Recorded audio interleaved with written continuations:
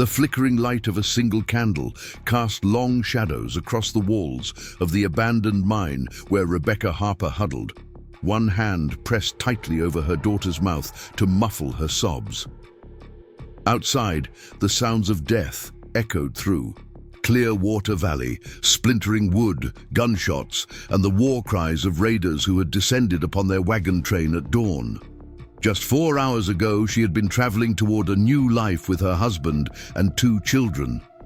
Now, at 32, she was a widow with 2 terrified children depending solely on her, their only shelter this forgotten silver mine, with nothing but the clothes on their backs and a torch burning dangerously low.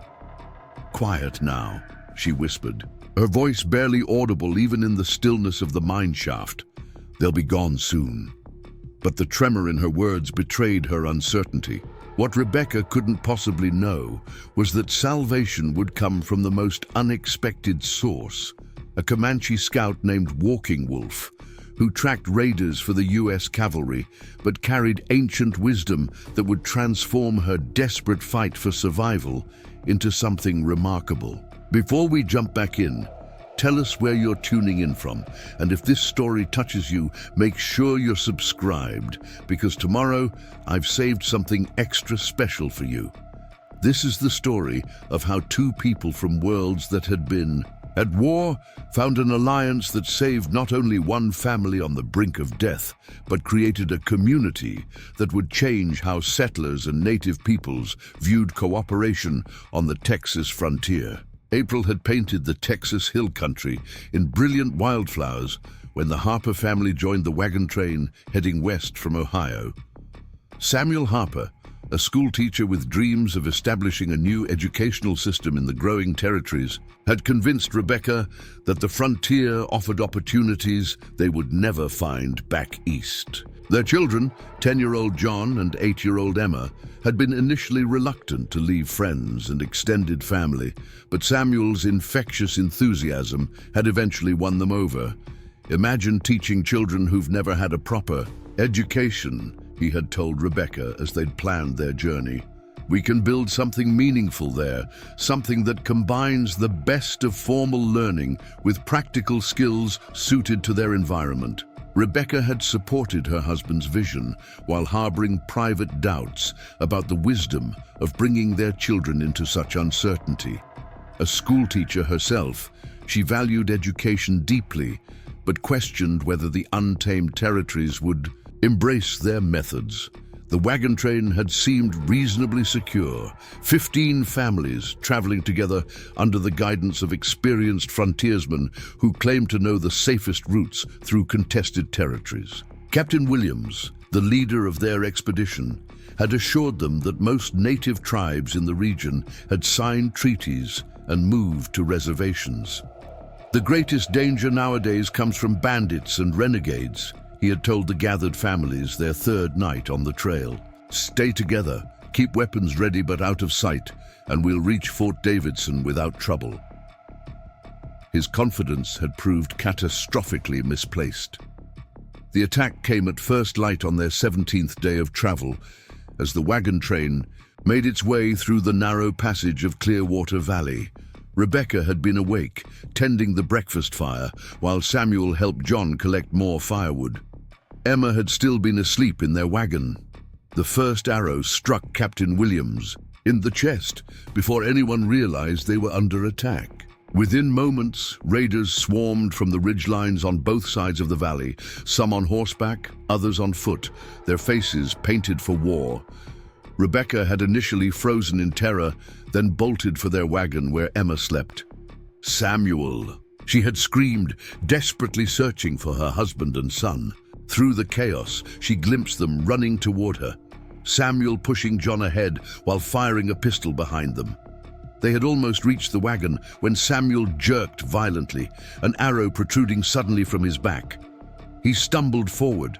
3 more steps, his eyes meeting Rebecca's with a desperate intensity. "Run!" he gasped, before collapsing to his knees. "Take the children and run!" John reached the wagon sobbing as Rebecca pulled Emma, disoriented and terrified, from inside.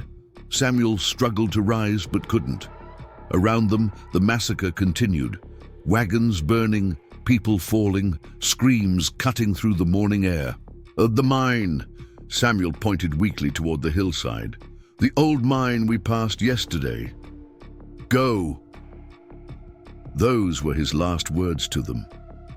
Rebecca had no time for goodbyes, no moment to properly comprehend that her husband of 12 years lay dying. With Emma in her arms and John's hand clutched tightly in hers, she ran, not toward the other settlers who were attempting to form a defensive circle, but away from the wagons entirely, toward a small opening in the hillside they had noted the previous day. Samuel had been curious about it. An abandoned silver mine, according to their guides, played out years ago and now just another hollow scar in the landscape. Now it offered their only hope of survival. The three had stumbled up the rocky slope, the sounds of slaughter following them. At the mine entrance, Rebecca had hesitated only briefly. Dark, unknown spaces carried their own dangers, but certain death waited below. She pushed the children ahead of her into the darkness, then followed, dragging a fallen branch to sweep away their footprints from the dusty ground at the entrance. Inside, they had ventured just far enough to be hidden from the valley, but not so deep as to become lost in the maze of tunnels. From a small leather pouch that Samuel had insisted she keep with her at all times, Rebecca retrieved flint and steel to light one of the pitch-soaked torches that still lined the mine walls, a relic of its working days. "We have to be absolutely silent," she had whispered to the children as tears streamed down their faces, "no matter what we hear." What they heard over the next several hours would haunt their dreams for years to come. The raiders methodically destroyed everything in the wagon train, looting what they could carry, burning what they couldn't. Occasional gunshots suggested some settlers continued fighting, but eventually those too fell silent. By midday, a terrible stillness had settled over Clearwater Valley. Still, Rebecca kept the children hidden in the mine, knowing that raiders often waited to ensure no survivors remained before leaving an ambush site. The torch burned lower as hours passed, its light weakening. Emma had finally fallen into exhausted sleep against her mother's shoulder, but John remained rigidly awake, his young face set in an expression no child should ever wear. "What happens when the light goes out?" he whispered, asking the question Rebecca had been avoiding. "We'll make another," she answered, with a confidence she didn't feel. She had the means to create fire, but the old mining torches were few, and she dared not venture deeper into the tunnels to find more. As afternoon faded toward evening, Rebecca faced their dire situation with growing clarity. They had no food, no water beyond a small canteen, no weapons, and no knowledge of the surrounding territory. Fort Davidson lay somewhere to the southwest, perhaps 2 days' journey on foot, across open country where they would be completely exposed. Yet staying meant certain death from thirst and hunger. When morning came, she would have to risk the journey, following the wagon train's original route and praying they might encounter a patrol from the fort. The night passed in tense silence, broken only by Emma's occasional whimpers. By dawn, their torch had burned to a faint ember. Rebecca hadn't slept, her mind racing between grief for Samuel and desperate planning for their survival. As pale light began to filter into the mine entrance, she prepared the children to leave their shelter. "We'll need to move quickly, but quietly," she instructed, tearing strips from her petticoat to bind around their boots, muffling their footsteps. "If you see or hear anyone at all, we immediately hide. Do you understand?" Both children nodded solemnly. Something in John's expression had changed overnight. A hardening, a premature aging that broke Rebecca's heart even as she recognized its necessity for their survival. They were gathering the few items they could carry when Rebecca froze, her blood turning to ice. Footsteps approached the mine entrance, a measured, deliberate tread that suggested neither random animal movement nor casual exploration. Someone was tracking them. Rebecca extinguished their dying torch with dirt, then pulled the children deeper into the tunnel, feeling her way along the rough wall. Behind a fallen support beam that partially blocked the passage, she crouched, with a child pressed against each side. "Not a sound," she breathed into their ears. Preparing and narrating this story took us a lot of time, so if you are enjoying it, subscribe to our channel. It means a lot to us. Now back to the story. No matter what happens. The footsteps reached the mine entrance and paused. Rebecca could make out a silhouette against the morning light. Tall, broad-shouldered, standing perfectly still. Not rushing in, but studying, assessing. The figure carried something long, a rifle, she assumed, and wore what appeared to be a wide-brimmed hat. A cavalry scout, perhaps, or one of the raiders returning to ensure they'd left no survivors. In the dim light, she couldn't tell, and she dared not hope. The figure moved forward, stepping carefully into the mine.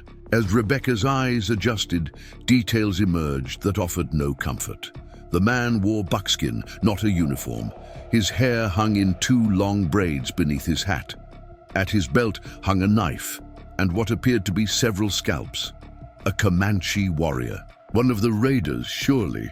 Rebecca's hand clamped harder over Emma's mouth, feeling her daughter's silent tears wetting her palm. John had gone rigidly still beside her. The warrior advanced slowly, scanning the ground. He moved differently than Rebecca expected, methodically, almost professionally. He knelt suddenly, examining something on the mine floor, then stood and looked directly toward their hiding place. "I know you are there," he said in clear, accented English. "The children leave tracks, even when you do not." Rebecca felt hope drain from her body. After surviving the initial attack, after a night of desperate planning, they would die here in the darkness anyway. "I am not with those who attacked your wagons," the man continued when she didn't respond. "I tracked them for the blue coats at Fort Davidson. I'm called Walking Wolf." Could this possibly be true? Rebecca had heard rumors of native scouts employed by the army, but this seemed too convenient, too perfectly timed to be anything but a trick to draw them out. "If you are from the fort," she managed, her voice hoarse from thirst and fear, "then tell me who commands it." "Colonel Robert Henderson," the man replied without hesitation. "His second is Captain James Miller, who sent me to follow these raiders 3 days ago when we heard rumors of their movements." These details aligned with information Samuel had received before their journey. Still, Rebecca hesitated. Trusting the wrong person meant death. Walking Wolf seemed to understand her reluctance. He slowly removed his weapons belt and placed it on the ground, then stepped back toward the entrance, where light illuminated him more clearly. "I have water and food in my pack," he said. "The children must be thirsty." At the mention of water, Emma stirred against Rebecca's side. Their canteen had emptied hours ago. "How do I know you won't kill us once we reveal ourselves?" Rebecca asked. Walking Wolf's expression remained impassive. "If I wished you dead, I would have entered silently or waited for you outside. You were preparing to leave, yes? Your tracks show this." His logic was undeniable. And truly, what choice did they have? The situation was already fatal without assistance. "We're coming out," Rebecca finally said. "Don't move."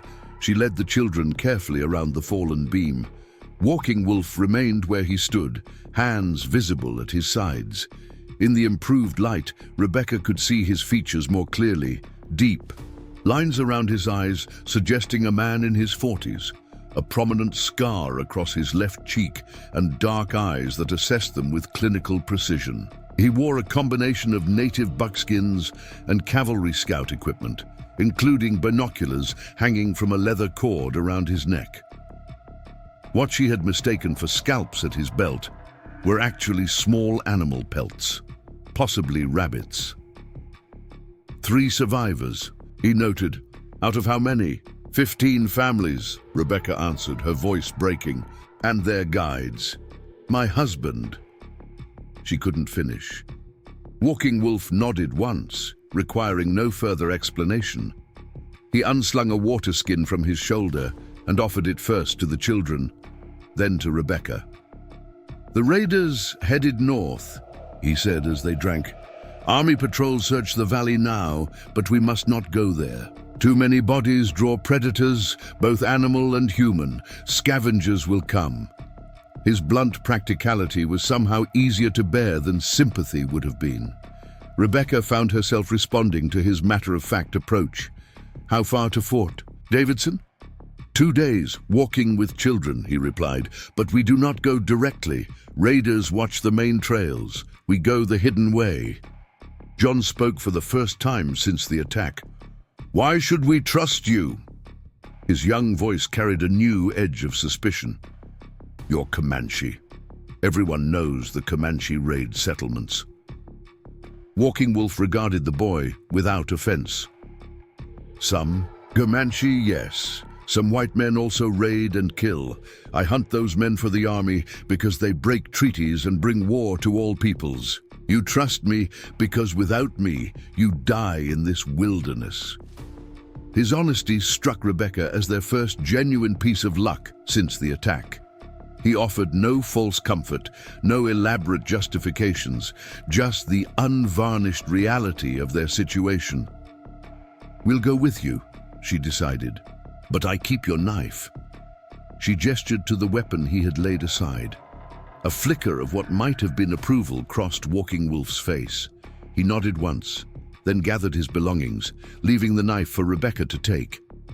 The boy needs a weapon also, he said, retrieving a small tomahawk from his pack and offering it to John. Enemies respect those who can defend themselves. John took the tomahawk with solemn responsibility, while Rebecca tucked the knife into her belt. Within minutes, they had left the mine and begun moving through scrub brush in a direction that seemed to Rebecca to lead away from civilization rather than toward it. This is wrong, she protested after an hour of difficult travel. Fort Davidson lies southwest. Walking Wolf continued walking without slowing. Fort Davidson is southwest. Death is southwest if we go directly. Raiders watch those paths. It was the pattern of their initial relationship, Rebecca questioning, Walking Wolf responding with pragmatic certainty. By midday, the children's initial fear of him had faded somewhat, replaced by cautious observation. He moved with a fluid economy that wasted no motion, his eyes constantly scanning their surroundings, pausing occasionally to listen to sounds Rebecca couldn't detect. When Emma stumbled from exhaustion, Walking Wolf stopped in a small grove of cottonwoods near a stream. Rest here, he instructed. Water, food, then more walking before night. The food consisted of dried meat and some kind of seed cake wrapped in leaves. Rebecca hesitated before eating. What is this meat? Deer, Walking Wolf answered. Not human, if that is your fear. His direct acknowledgement of her unspoken concern startled Rebecca. She hadn't realized how transparent her thoughts might be to him. The children need protein to maintain strength, he continued, showing unexpected knowledge of nutritional needs. The journey remains difficult. As they ate, Walking Wolf studied their footwear with a frown. These will not last 2 days on our path, he said, gesturing to their city-made boots, already showing signs of wear from the rough terrain. Tonight, I make something better. That evening, as they camped in a sheltered ravine, Walking Wolf kept his promise. Using materials from his pack supplemented with plant fibers and small game he had somehow acquired along their journey, he created durable moccasin-like coverings to protect their existing footwear. Watch how this is done, he instructed John and Emma as he worked. These skills keep you alive in this country. To Rebecca's surprise, the children paid rapt attention, with John especially engaged, asking questions about the materials and techniques. Walking Wolf answered each question with surprising patience, explaining not just the how, but the why of his methods. As darkness fell, Rebecca found herself studying their unexpected savior more carefully. He was not what she had expected from the stories she'd heard about Comanche warriors. His demeanor was reserved rather than fierce, analytical rather than impulsive. He moved with the confidence of someone entirely comfortable in this harsh landscape, yet spoke English with the vocabulary of someone who had spent considerable time among white settlers. "Where did you learn to speak English so well?" she finally asked as they sat beside a nearly smokeless fire he had constructed. Walking Wolf was silent so long that Rebecca thought he might not answer. Finally, he said, "Presbyterian Mission School, age 7 to 12. Then I returned to my people." The revelation surprised her. "You were educated at a mission." "Educated," he repeated, a subtle inflection suggesting he found the term inadequate. "They taught reading, writing, their God. I learned their ways but kept my own also." "And now you work for the army?" He nodded once. 5 years now. I track those who break peace, raiders, renegades, deserters. Some are my people, some are yours. All bring death to this land when we need life instead." His perspective intrigued Rebecca. As a teacher, she had been raised with certain assumptions about the civilizing influence of education on native peoples. Walking Wolf seemed to have integrated aspects of both worlds without abandoning his core identity. Precisely the kind of balanced approach Samuel had theorized, but never had the opportunity to witness. "My husband was a teacher," she found herself saying. He believed education should be practical as well as academic, that different knowledge systems could complement each other. Walking Wolf studied her across the small fire. "Your husband was unusual for a white teacher," he observed. "Most believe their knowledge is the only true kind." Samuel was idealistic, Rebecca admitted. He thought the frontier offered an opportunity to create something new, schools that would prepare children for the actual world they would inhabit, not just fill them with facts from books. "A good vision," Walking Wolf replied, "but difficult when people fear what is different." The simple acknowledgement of Samuel's dream and its challenges provided Rebecca the first moment of genuine connection since the attack. Her eyes filled with tears she had thus far refused to shed. "We won't survive this, will we?" she whispered, glancing at her sleeping children. "Even if we reach the fort, what then? We have nothing, no possessions, no money, no protection." Walking Wolf regarded her steadily. "You have knowledge in your head, strength in your hands, children who need you, more than many start with." His words, devoid of either false optimism or defeating pessimism, somehow steadied her. Rebecca wiped her eyes and straightened her shoulders. "Tell me what I need to know to keep them alive in this country," she said. Something like approval flickered in Walking Wolf's eyes. "That," he said, "is the first right question to ask." Their journey over the next day and a half transformed from mere desperate flight into an impromptu education. As they traversed hidden paths through the hill country, Walking Wolf began pointing out subtle details, which plants held water in their roots, which could be eaten, which were poisonous. He showed them how to recognize game trails, how to move with minimal sound, how to identify distant dust clouds that might indicate riders approaching. For Rebecca, whose education had been entirely formal, this immersion in practical knowledge was simultaneously overwhelming and exhilarating. She found herself viewing the harsh landscape through new eyes, not just as an obstacle to survival, but as an environment filled with resources if one knew how to recognize them. The children adapted even more quickly. John especially shadowed, Walking Wolf whenever possible, absorbing techniques for moving silently, finding water, identifying edible plants. By the second day, he had already begun applying these lessons, spotting a water source Walking Wolf hadn't mentioned and correctly identifying several edible roots. "The boy has good eyes," Walking Wolf commented to Rebecca. "He sees details others miss." Emma, though more reserved, demonstrated her own form of resilience. She rarely complained despite the difficult journey and began creating small, useful tools from materials Walking Wolf showed her: makeshift containers from folded leaves, a primitive comb from yucca fibers. As they made camp on the second night, within a few hours' journey of Fort Davidson, according to Walking Wolf, Rebecca realized something unexpected had occurred.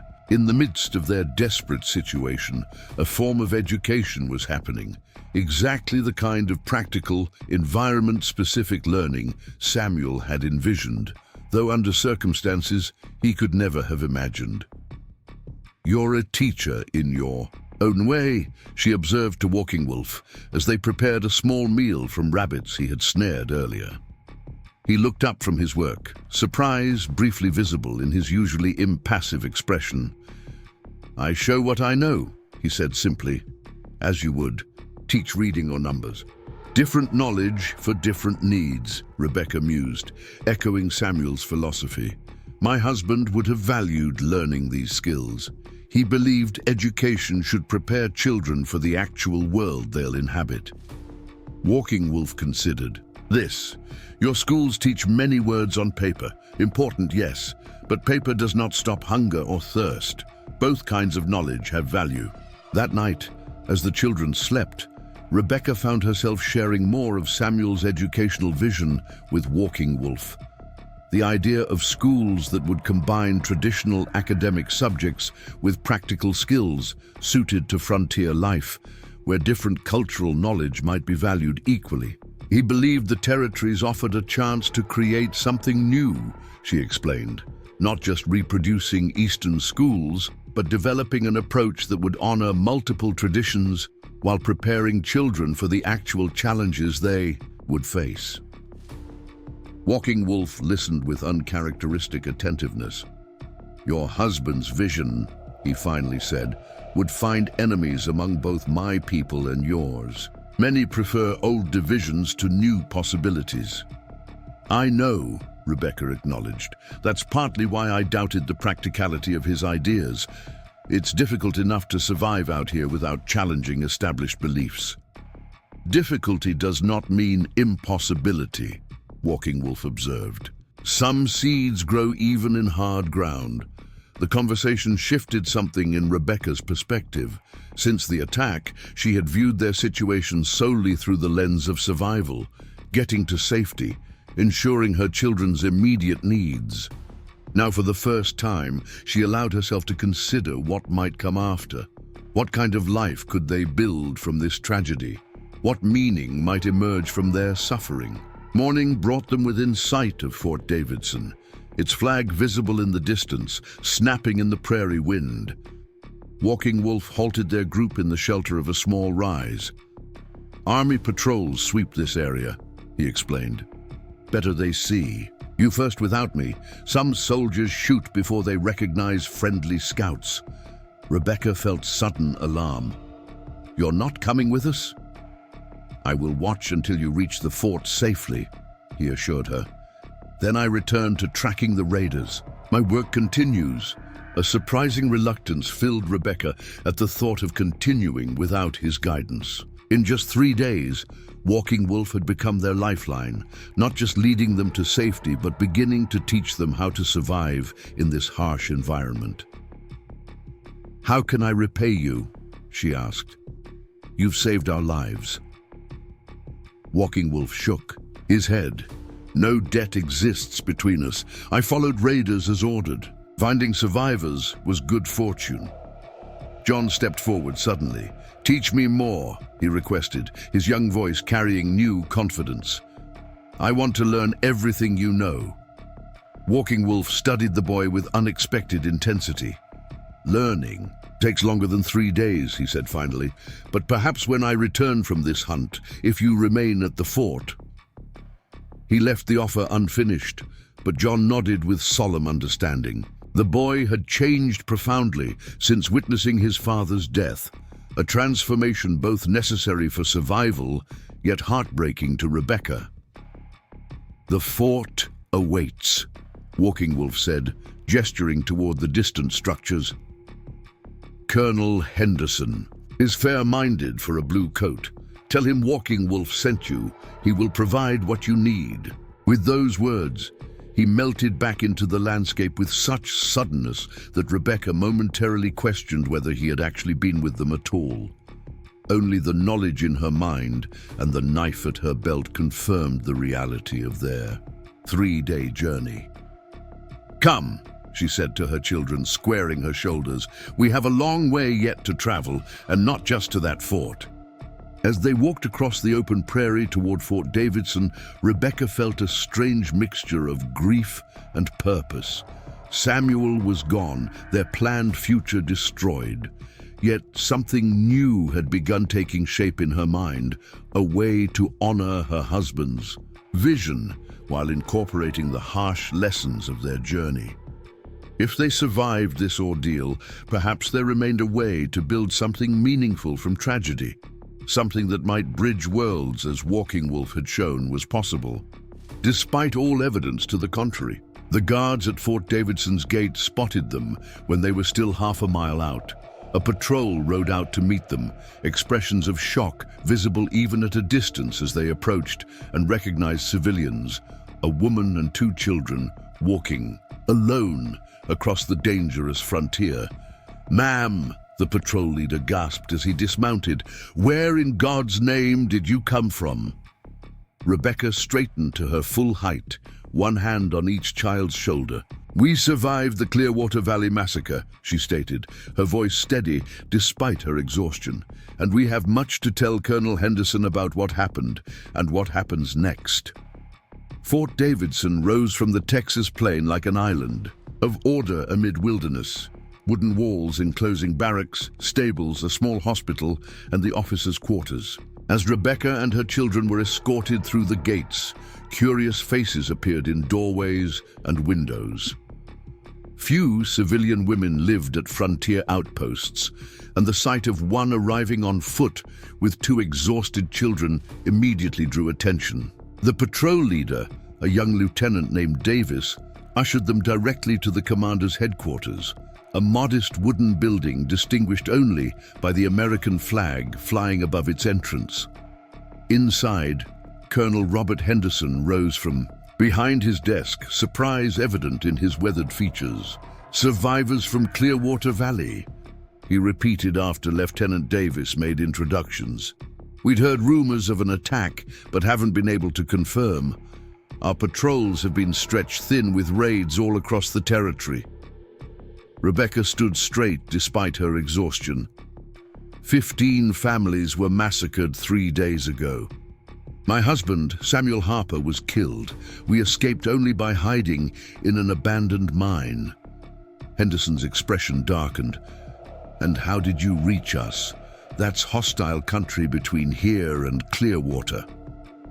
"One of your scouts found us," Rebecca explained. "Walking Wolf. He led us here by hidden trails, avoiding the routes the raiders might watch."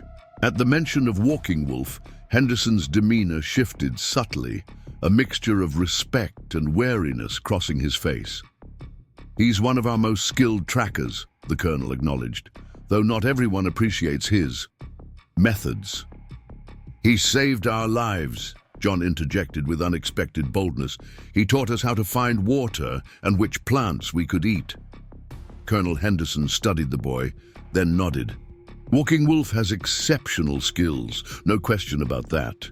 He turned back to Rebecca. "Mrs. Harper, you and your children have been through an ordeal few could survive. You'll be given quarters here at the fort until we can arrange passage to the nearest proper settlement, San Antonio most likely." What about the other families?" Rebecca asked. "Their remains should be recovered given proper burial." "Of course," Henderson agreed, though something in his tone suggested competing priorities. "I'll dispatch a patrol as soon as it can." "Be arranged." In the meantime, Dr. Turner will examine you and the children. Lieutenant Davis will show you to temporary quarters where you can rest and get cleaned up." Rebecca recognized the subtle dismissal, but stood her ground. Colonel Walking Wolf believed the raiders were heading north after the attack. He was tracking them when he found us. Henderson's expression tightened. "Mrs. Harper, I understand your concern, but military matters are best left to military personnel. We've been dealing with raiders for years in this territory." "Not very successfully, it would seem," Rebecca replied, the words escaping before she could reconsider. 3 days of terror, grief, and survival had stripped away her customary deference to authority. The colonel's face darkened momentarily, then relaxed into a somewhat forced smile. "You've been through a terrible ordeal. Rest, recover, and we'll speak again when you're feeling more yourself." Lieutenant Davis cleared his throat nervously. "If you'll follow me, Mrs. Harper, I'll take you to the doctor." As they left headquarters, Rebecca felt the weight of exhaustion descending. Now that they had reached safety, the adrenaline that had sustained her began to fade, leaving bone-deep weariness in its place. The children, too, moved with the heavy steps of those who had pushed far beyond normal endurance. Dr. William Turner's infirmary occupied a small building near the center of the fort. The physician, a balding man in his 50s with kind eyes behind wire-rimmed spectacles, greeted them with genuine concern rather than the cautious assessment most of the soldiers had displayed. "My God," he murmured as they entered. "Lieutenant Davis told me we had survivors, but I wasn't prepared." He trailed off, then collected himself. "Please, sit down. You look ready to collapse." The simple acknowledgement of their condition nearly broke Rebecca's composure. She managed to settle the children on examination cots before her legs gave way, and she sank into a chair beside them. Dr. Turner worked methodically, examining each of them for injuries while his wife Elizabeth, who served as his nurse and assistant, prepared a broth that smelled better than anything Rebecca could remember. Dehydration, exhaustion, minor cuts and abrasions, the doctor diagnosed as he finished, but remarkably good condition considering what you've been through. Whoever guided you here knew what they were doing. "Walking Wolf," John said, a note of admiration clear in his voice despite his exhaustion. "He's Comanche, but works for the army. He showed us how to find water even when there's no creek or river." Dr. Turner's eyebrows rose. "Walking Wolf brought you in? That explains it. The man knows more about desert survival than anyone at this fort." Elizabeth Turner approached with mugs of broth. "Drink this slowly," she instructed, handing them each a portion. "Your bodies need to readjust to regular nourishment." The warm liquid spread through Rebecca's system, bringing with it a wave of drowsiness so powerful she could barely keep her eyes open. She noticed the children fighting the same battle. "They need rest more than anything now," Dr. Turner told her. "We've prepared a room in the officers' quarters where you'll have privacy and comfort. Tomorrow is soon enough to deal with everything else." Rebecca wanted to protest, to insist on discussing the raiders' movements and the recovery of the other victims, but her body betrayed her. The murmur of the doctor's voice faded as darkness claimed her consciousness. She awoke disoriented, in an unfamiliar bed with sunlight streaming through a window. For one blessed moment, her mind remained empty of recent events. Then memory flooded back, bringing with it the crushing weight of Samuel's death and all that had followed. Rebecca sat up abruptly, searching for her children. They occupied small cots on either side of her bed, still deeply asleep. Someone had cleaned and dressed them in borrowed clothing while they slept. John in what appeared to be a young soldier's off-duty attire, Emma in a dress that hung loosely on her small frame. A knock at the door preceded Elizabeth Turner's entrance. The doctor's wife carried a tray with bread, preserved fruit, and coffee, which she set on a small table. "You've slept nearly 20 hours, she informed Rebecca quietly. The children woke briefly for food last night, but went right back to sleep. Their bodies are recovering. Rebecca pushed her hair back from her face, acutely aware of her own dishevelment. I should have stayed awake, kept watch over them. Elizabeth shook her head. You were safe here. Your body knew it and took what it needed. She poured a cup of coffee and handed it to Rebecca. Drink this, then I've arranged for bathwater and clean clothing. The Colonel would like to speak with you when you're ready. The simple routines of washing and dressing in borrowed clothes, apparently from Elizabeth's own wardrobe, helped restore a semblance of normalcy. By the time Rebecca had finished, the children had awakened, and together they consumed every morsel of food provided. What happens now, Mama? Emma asked, her first complete sentence since the attack. The child had been nearly silent during their journey, communicating mainly through nods or shakes of her head. Rebecca smoothed her daughter's hair, heart aching. At the maturity in those young eyes, now we rest, recover, and decide what comes next. Will Walking Wolf come back? John wanted to know, the name spoken with the reverence most boys his age reserved for military heroes. I don't know, Rebecca answered honestly. He had a job to do, tracking the raiders. Her son's expression turned solemn. He said he might teach me more when he returns, if we're still here. The comment highlighted their uncertain future. The Colonel had mentioned arranging passage to San Antonio, but what awaited them there? They had no money, no possessions, no connections in Texas. Samuel's family in Ohio might take them in, but the journey would be expensive, and Rebecca recoiled at the thought of returning east as a destitute widow with 2 children. Elizabeth Turner returned to escort them to Colonel Henderson's office. As they crossed the parade ground, Rebecca noticed soldiers pausing in their duties to watch them pass. Word of their survival had clearly spread throughout the fort, making them objects of curiosity. Colonel Henderson greeted them more warmly than during their initial meeting. Mrs. Harper, I hope you're feeling somewhat recovered. Children, Dr. Turner tells me you've been very brave. John stood straighter at the acknowledgement while Emma pressed closer to Rebecca's side. The Colonel gestured toward chairs arranged before his desk. I've dispatched a patrol to Clearwater Valley, he informed them as they sat. They'll recover and bury the remains of the other families. I've also sent telegrams to the nearest settlements with news of the attack and your survival. Thank you, Rebecca said, genuine gratitude in her voice. Has there been any word about the raiders? Did Walking Wolf return? Henderson's expression tightened slightly. Not yet, but that's not unusual. He sometimes tracks for weeks without reporting back. The Colonel shuffled papers on his desk. However, we need to discuss your situation. Fort Davidson isn't equipped for long-term civilian residence, particularly for a woman and children alone. I understand, Rebecca replied, though dread filled her at what might come next. The monthly supply wagon from San Antonio departs in 6 days. I've arranged passage for you to return with it. From there, the Army can provide basic transportation funds to help you return to family in Ohio.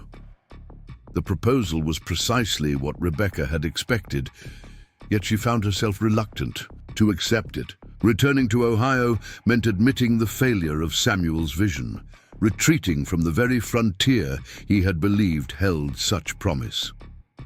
Before she could respond, John spoke up. We can't leave yet. Walking Wolf said he would teach me more when he returns, and Papa wanted us to build a school here, not go back east. Colonel Henderson's expression softened slightly. Son, I understand you formed an attachment to the scout who saved you. That's natural, but your mother needs to make practical decisions now.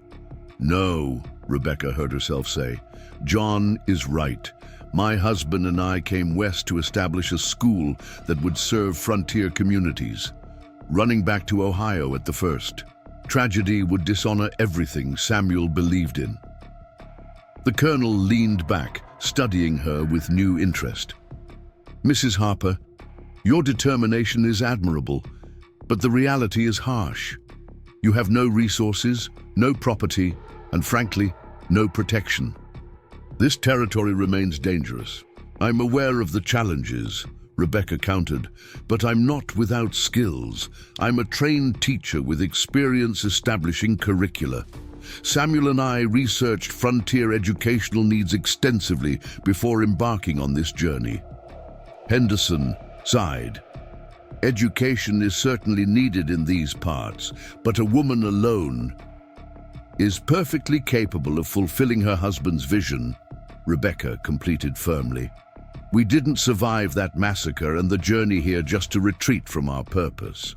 A knock at the door interrupted their discussion. Lieutenant Davis entered, his expression unusually animated. "Sir, Walking Wolf has returned. He's brought information about the raiders, and he's not alone." Henderson stood immediately. "Bring him in." When Walking Wolf entered, Rebecca barely recognized him. Gone was the solitary tracker who had led them through the wilderness. In his place stood a formidable warrior escorting 4 bedraggled white men.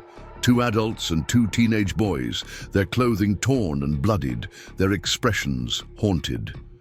"More survivors," Walking Wolf stated without preamble, "hidden in cave. 10 miles beyond the mine. Stayed behind when raiders returned to search area." One of the men stepped forward unsteadily. "Name's Michael Fletcher. This is my brother James and our sons. We split from the main wagon train 2 days before the attack, hunting party. When we returned, we found..." His voice broke. "They're from the same wagon train?" Henderson asked Walking Wolf. The scout nodded once. "Different hiding place. Found their trail while tracking raiders north." Rebecca studied Walking Wolf, noting new marks on his buckskins that looked suspiciously like blood spatters. His expression remained impassive, but something in his bearing suggested recent conflict. "The raiders?" Henderson asked, apparently noticing the same details. "Small group broke away from main party. They will not trouble settlements again." Walking Wolf's flat statement left little doubt about their fate. Colonel Henderson inhaled deeply, then nodded. In that single exchange, Rebecca glimpsed the complex relationship between the army and their native scouts, some actions officially unacknowledged but tacitly approved. "Lieutenant, escort Mr. Fletcher and his family to Dr. Turner," Henderson ordered. "Make sure they receive proper care." As the new survivors were led away, Walking Wolf's gaze fell on Rebecca and the children. The scout's normally expressionless face showed a flicker of something that might have been surprise. "You reached the fort safely," he observed. John moved forward eagerly. "We told them how you helped us. I've been practicing what you taught me about tracking small game." A ghost of a smile crossed Walking Wolf's features. "Good. Sharp eyes serve well in this country." Colonel Henderson cleared his throat. "Walking Wolf, we were just discussing Mrs. Harper's situation. I've arranged passage for her family to San Antonio, connecting to transportation east." The scout's dark eyes shifted to Rebecca, who straightened under his assessment. "We're not going east," she stated firmly. "Samuel and I came here with a purpose. His death doesn't change that." Walking Wolf nodded slightly, as if this confirmed something he had already suspected. To Henderson, he said, "Main raider party crossed north into Indian territory. Army patrols cannot follow without breaking treaty boundaries." The colonel's expression hardened. "You're certain? That puts them effectively beyond our reach. Unless territorial governor requests assistance from reservation authorities." Walking Wolf's suggestion carried political implications Rebecca only partially understood. Henderson drummed his fingers on his desk, clearly weighing options. "I'll send telegrams to the governor." He turned back to Rebecca. "Mrs. Harper, we should continue our discussion later." In light of additional survivors and this new information about the raiders, I have urgent matters to attend to. Rebecca recognized the opportunity to postpone a decision she wasn't yet ready to make. Of course, Colonel. The children and I are still recovering. A few more days at the fort would be greatly appreciated. After they were dismissed, Rebecca found herself walking beside Walking Wolf across the parade ground. The scout moved with the same measured stride that had guided them through the wilderness, seemingly unaffected by whatever confrontation had left blood on his clothing. "You killed some of the raiders," she said quietly, not a question but an observation. Walking Wolf glanced at her, then at the children walking slightly ahead of them. 4 men separated from the main group. They planned to attack isolated homestead north of here. I prevented this. His matter-of-fact description of what must have been a violent encounter reminded Rebecca of the harsh realities of frontier justice. In the civilized Ohio community where she had taught school, such actions would be considered shocking vigilantism. Here, they represented necessary protection for vulnerable settlers. "Thank you for finding the other survivors," she said, instead of pursuing the topic. "It gives me hope that perhaps others might have escaped as well." Walking Wolf shook his head slightly. "Unlikely. Raiders were thorough in their work. Fletcher family survived only because they were away hunting." The brutal assessment stung, but Rebecca appreciated his honesty. Throughout their journey, Walking Wolf had never softened reality with comforting lies, treating her as capable of facing truth directly. Few men of her acquaintance had shown her the same respect. "The Colonel wants us to leave," she told him. "Return east where it's safer." Walking Wolf continued walking in silence for several paces. "What do you want?" he finally asked. The direct question caught Rebecca off guard. Since Samuel's death, everyone had told her what she should do, what would be best for the children, what path made practical sense. No one had simply asked her own wishes. "I want to fulfill the purpose that brought us west," she answered slowly. "Samuel believed children on the frontier need education that prepares them for the actual world they inhabit, not just book learning, but practical skills suited to this environment. After what you taught us during our journey, I understand his vision more clearly than ever." Walking Wolf nodded, as if this confirmed something he had suspected. Teaching different kinds of knowledge, both needed here. "Exactly," Rebecca agreed, surprised by his immediate understanding. "But I have no resources, no property, nowhere to establish such a school. The Colonel's practical concerns aren't wrong." They had reached the small courtyard outside the doctor's quarters, where Elizabeth Turner sat mending clothing, while Emma played with a rag doll someone had given her. John had disappeared, probably following some soldier around the fort, as he had taken to doing. Walking Wolf paused, considering. "Oak Ridge Settlement," he said finally. 15 miles southwest. Growing place with many children, no school yet. Land available for those willing to develop it under Homestead Act. Rebecca's heart quickened. "A settlement without a school? Are you certain?" "I pass through often tracking." Settlement began 2 years ago. 20 families now, more arriving. Children run wild or work fields. No teacher. The information sparked possibilities in Rebecca's mind. Samuel had researched frontier settlements extensively before their journey, identifying locations that might benefit from their educational approach. Oak Ridge hadn't been on their list, possibly too new to have appeared in the reports they'd studied. 15 miles isn't far, she mused aloud. Close enough for fort protection if needed. Walking Wolf's expression remained neutral. Land is good there, water reliable, people work hard. He hesitated, then added, "Some families came after losing everything elsewhere. They might understand your situation." The subtle encouragement in his assessment surprised Rebecca. She had assumed Walking Wolf would support Colonel Henderson's recommendation that they return east to safety. Instead, he seemed to be offering an alternative aligned with her own inclinations. Would you show me this settlement before I make any decision? Walking Wolf studied her for a long moment. Possible. Fort sends regular patrols that direction. I could guide one that you join. He glanced toward Emma playing quietly nearby. Children have endured much. Path forward should offer stability. I agree, Rebecca said. That's precisely why returning east feels wrong, starting over among strangers who can never understand what we've experienced. She shook her head. Samuel believed in building something meaningful here. I still do. A rare expression of approval crossed Walking Wolf's face, quickly replaced by his usual impassivity. I will speak with Captain Miller about patrol schedules. He commands when Henderson is occupied with administration. As the scout turned to leave, Rebecca impulsively reached out to touch his arm. Thank you, not just for saving us, but for treating me as capable of making my own decisions. Walking Wolf looked momentarily startled by the contact, then nodded once before continuing across the parade ground.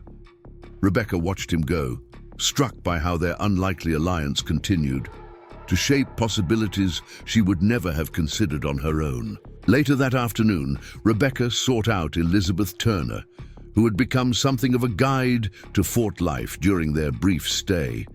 The doctor's wife was organizing medical supplies when Rebecca found her.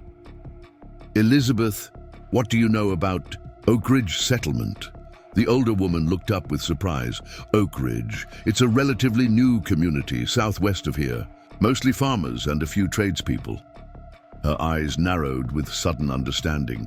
You're considering staying in the territory rather than returning east. Rebecca nodded. Samuel and I came west with a purpose. Walking Wolf mentioned that Oak Ridge has no school yet. Elizabeth set aside the bandages she had been rolling. It doesn't. In fact, several mothers from the settlement have asked William if he knows of any teachers who might consider relocating there. She studied Rebecca thoughtfully. It would be a hard life, especially after what you've been through.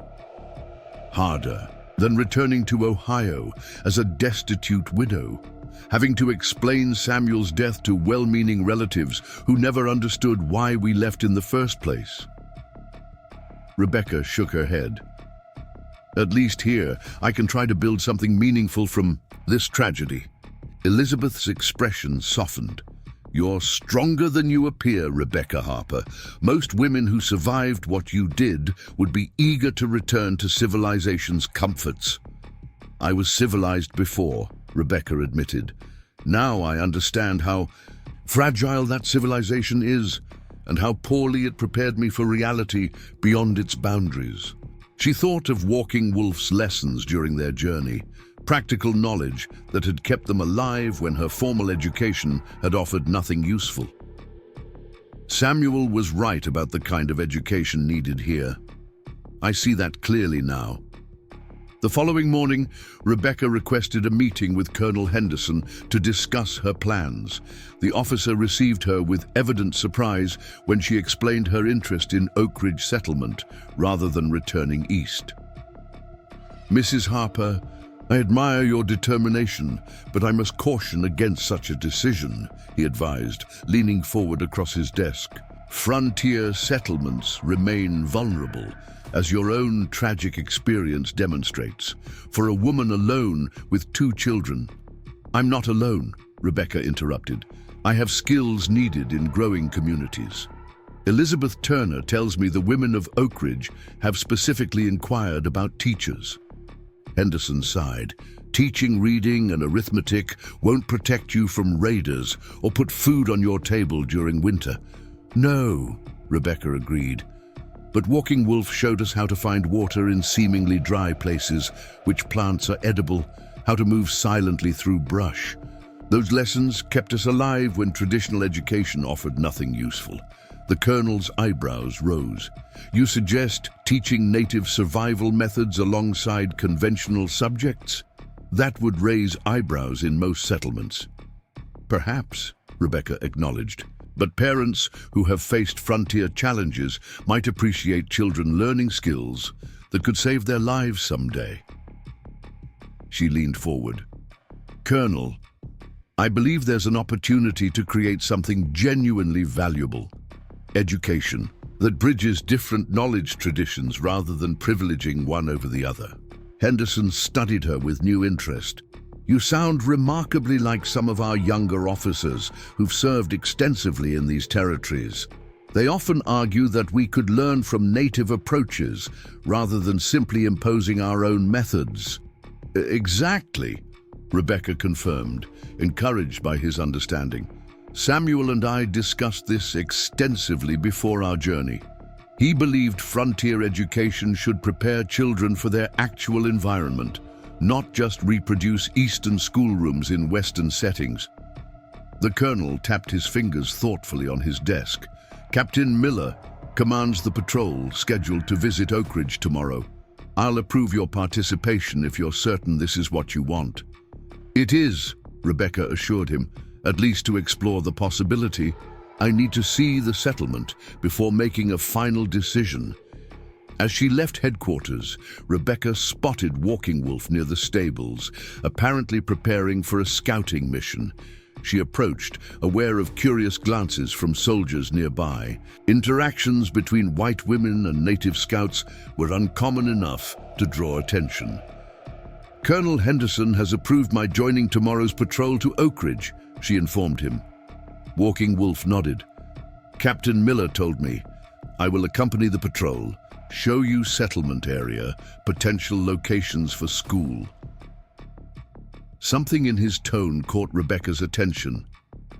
You've given this some thought, she observed. Education matters, he replied simply. Your husband's vision has merit. Children here need both kinds of knowledge to survive and prosper. His support touched Rebecca deeply. Would you consider sharing some of your knowledge if I establish a school, teaching tracking, plant identification, survival methods? Walking Wolf looked genuinely startled by the suggestion, the most surprised she had seen him since their first meeting. Settlement people would not accept this, he said after a moment. Comanche teaching their children would cause fear, anger. Perhaps at first, Rebecca acknowledged. But practical results might change minds over time. Your knowledge kept us alive when nothing else could have. Other parents might come to value those skills for their children. The scout studied her with an unreadable expression. You think differently from most white teachers. 3 days in the wilderness, depending on your guidance, changes perspective, Rebecca replied with a faint smile. Besides, Samuel always said education should be practical above all else. What could be more practical than knowledge that keeps children alive in dangerous country? Walking Wolf considered this, then offered a slight nod. First, see the settlement, meet the people, then decide what knowledge they will accept. He glanced toward the fort entrance, where John was returning from some errand. Your son already values both ways of learning. Others may follow. The patrol to Oak Ridge settlement departed early the next morning. Captain Miller, 4 soldiers, Walking Wolf and Rebecca with her children. The 15-mile journey took most of the day, with stops to rest the horses and allow the children to stretch their legs. Unlike their desperate flight to Fort Davidson, this journey allowed Rebecca to observe the landscape with greater attention. The hill country unfolded around them in rolling expanses of grass, interspersed with stands of oak and mesquite. Winter rains had left the countryside surprisingly green, with wildflowers dotting open areas. Walking Wolf rode slightly apart from the soldiers, but occasionally dropped back to point out features to John, who rode double with one of the troopers. Rebecca noticed how her son absorbed every word, his eyes constantly scanning their surroundings as the scout had taught him.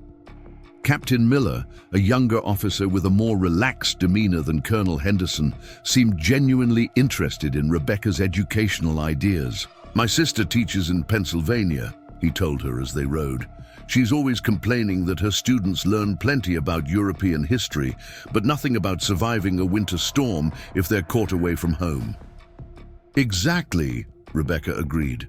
"Traditional education assumes children will always exist within civilization's protective boundaries.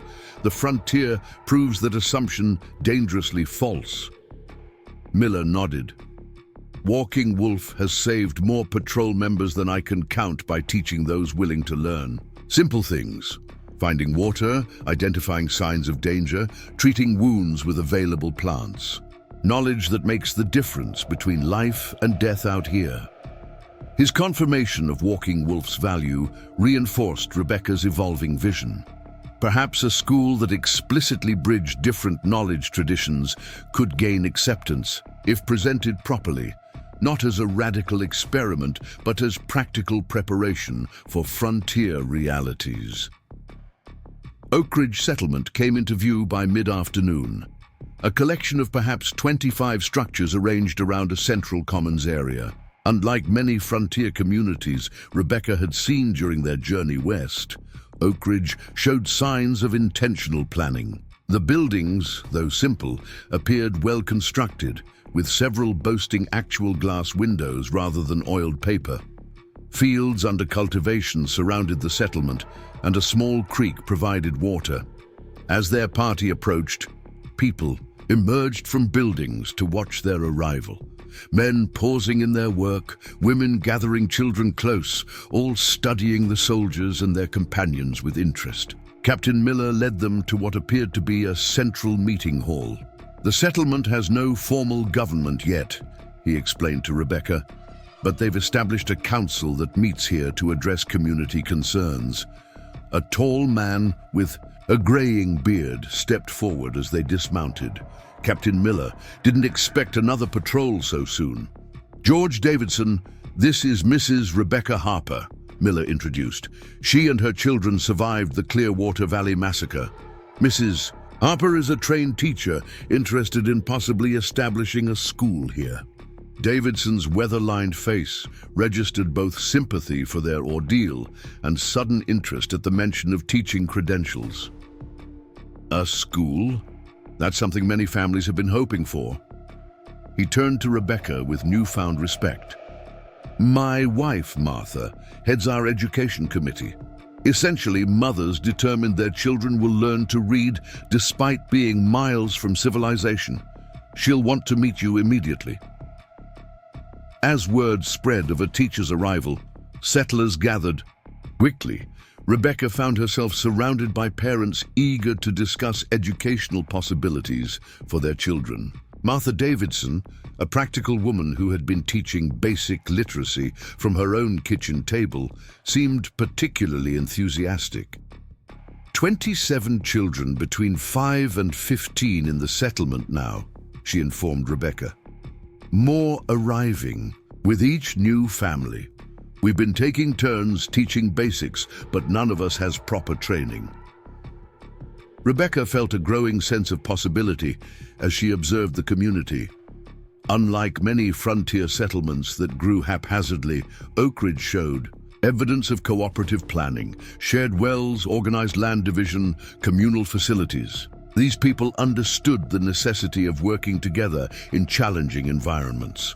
Walking Wolf remained at the edge of the gathering, his presence acknowledged but not entirely welcomed by most settlers. Rebecca noticed, however, that several men nodded respectfully in his direction, recognition of his value as a scout despite lingering prejudices. As evening approached, the Davidsons invited Rebecca and her children to stay in their home. Captain Miller and his patrol would camp nearby before returning to the fort the following day. Over a simple but hearty dinner, Rebecca learned more about Oak Ridge's history. Many settlers, including the Davidsons, had relocated after losing farms to drought or economic hardship elsewhere. They had chosen this location specifically for its reliable water source and defensible position. "We've set aside land for community purposes," George Davidson explained, "including a parcel intended for a school when we could attract a teacher. Under the Homestead Act, you could claim that land by developing it, building a schoolhouse that would also serve as your home initially." The offer stunned Rebecca with its generosity and practicality. "You've planned this carefully." Martha nodded. "Education matters to everyone here. We've all contributed to a fund for basic school supplies and construction materials for whenever a teacher arrived." She smiled warmly at Rebecca. "We just didn't expect one to come under such tragic circumstances." Later that night, as the children slept in pallets arranged in the Davidsons' front room, Rebecca stepped outside to clear her thoughts. The settlement lay quiet under starlight, so different from the fort's constant activity. A shadow detached, itself from beside a nearby building. Walking Wolf, who had declined the Davidsons' cautious invitation to sleep in their barn, preferring his own camp at the settlement's edge. "You've seen the settlement now," he observed quietly. "What do you think?"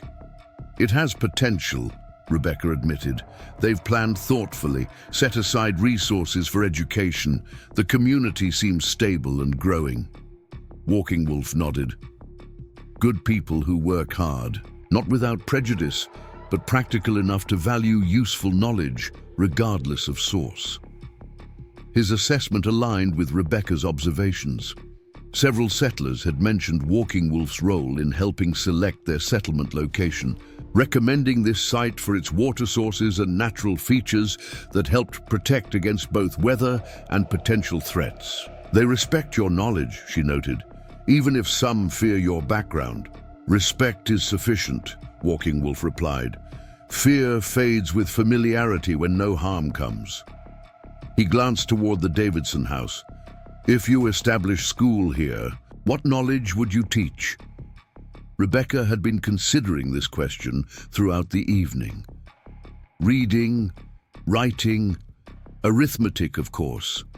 Foundations that every child needs, but also practical applications of that knowledge. Mathematics, through carpentry and farming calculations, reading through practical manuals as well as literature. And yes, survival skills suited to this environment. "Taught by whom?" Walking Wolf asked, the question direct but not challenging.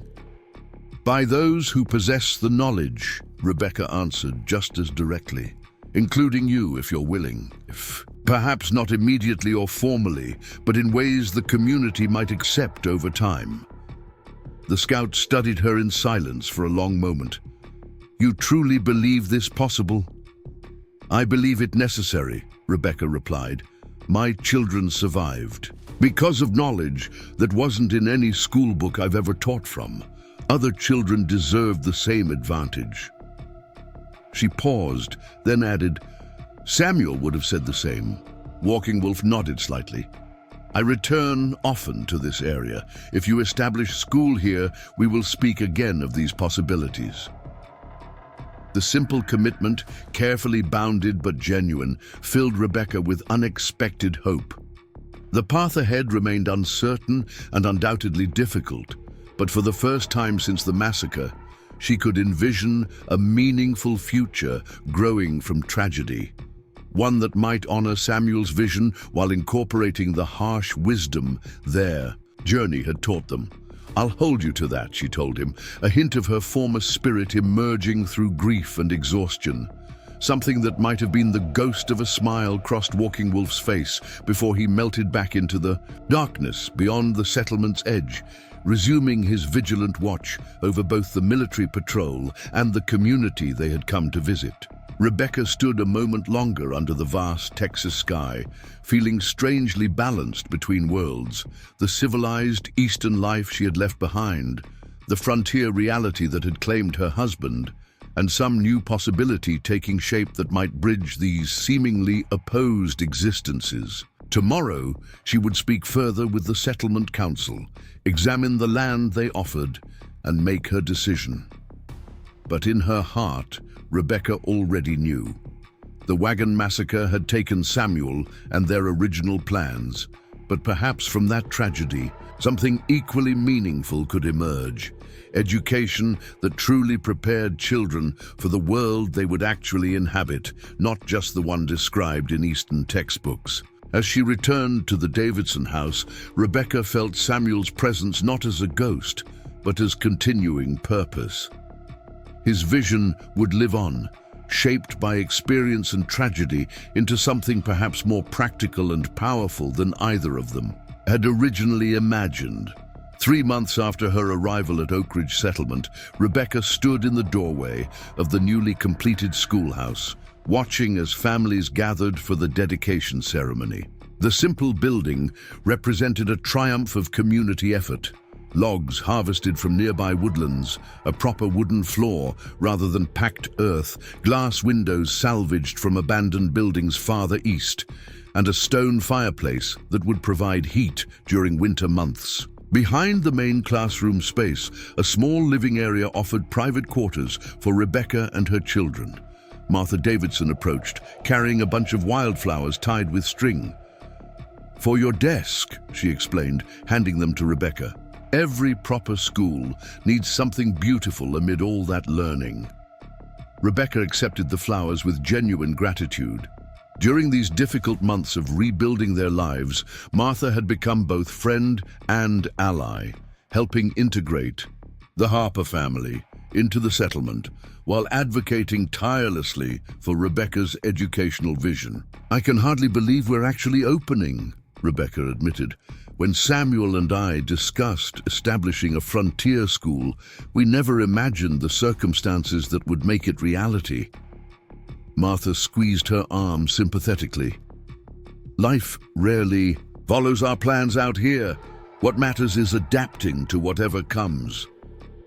She glanced toward the gathered families. "You should see the children this morning.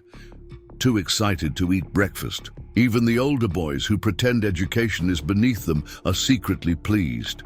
The community had embraced the school project with remarkable enthusiasm. Men who worked dawn to dusk in their fields had contributed evening hours to construction.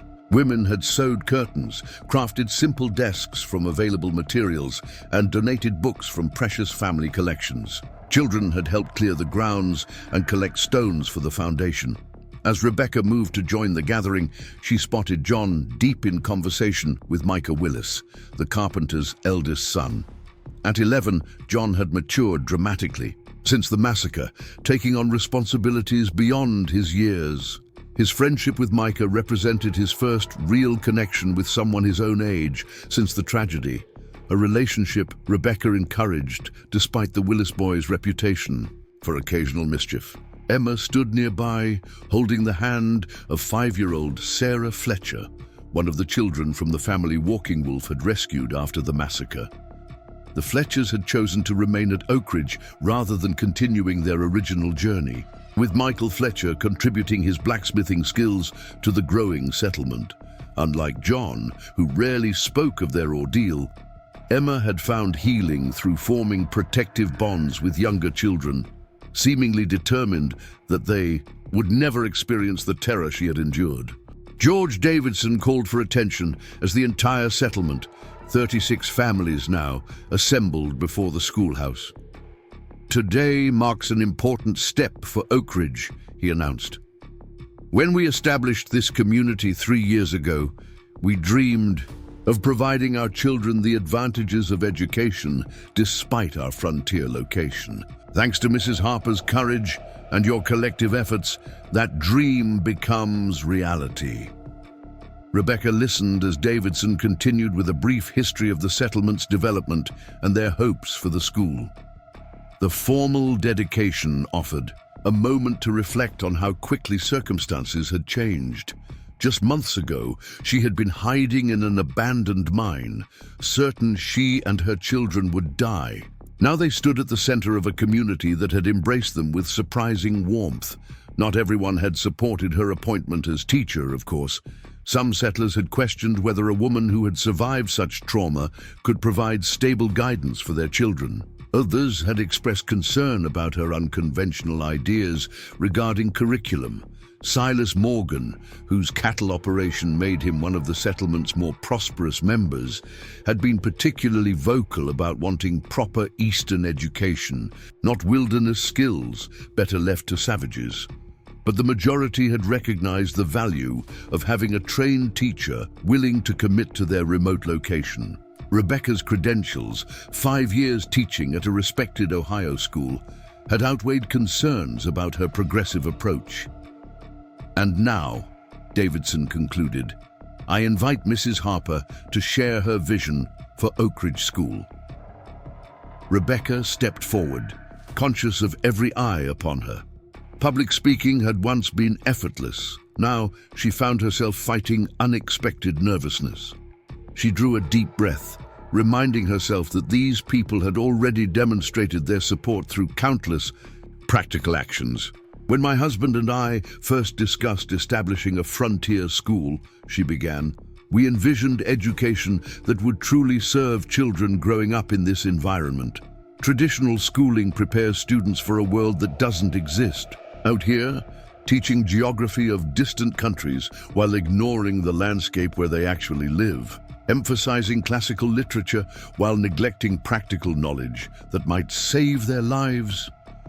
She paused, noting both nods of agreement and a few skeptical expressions.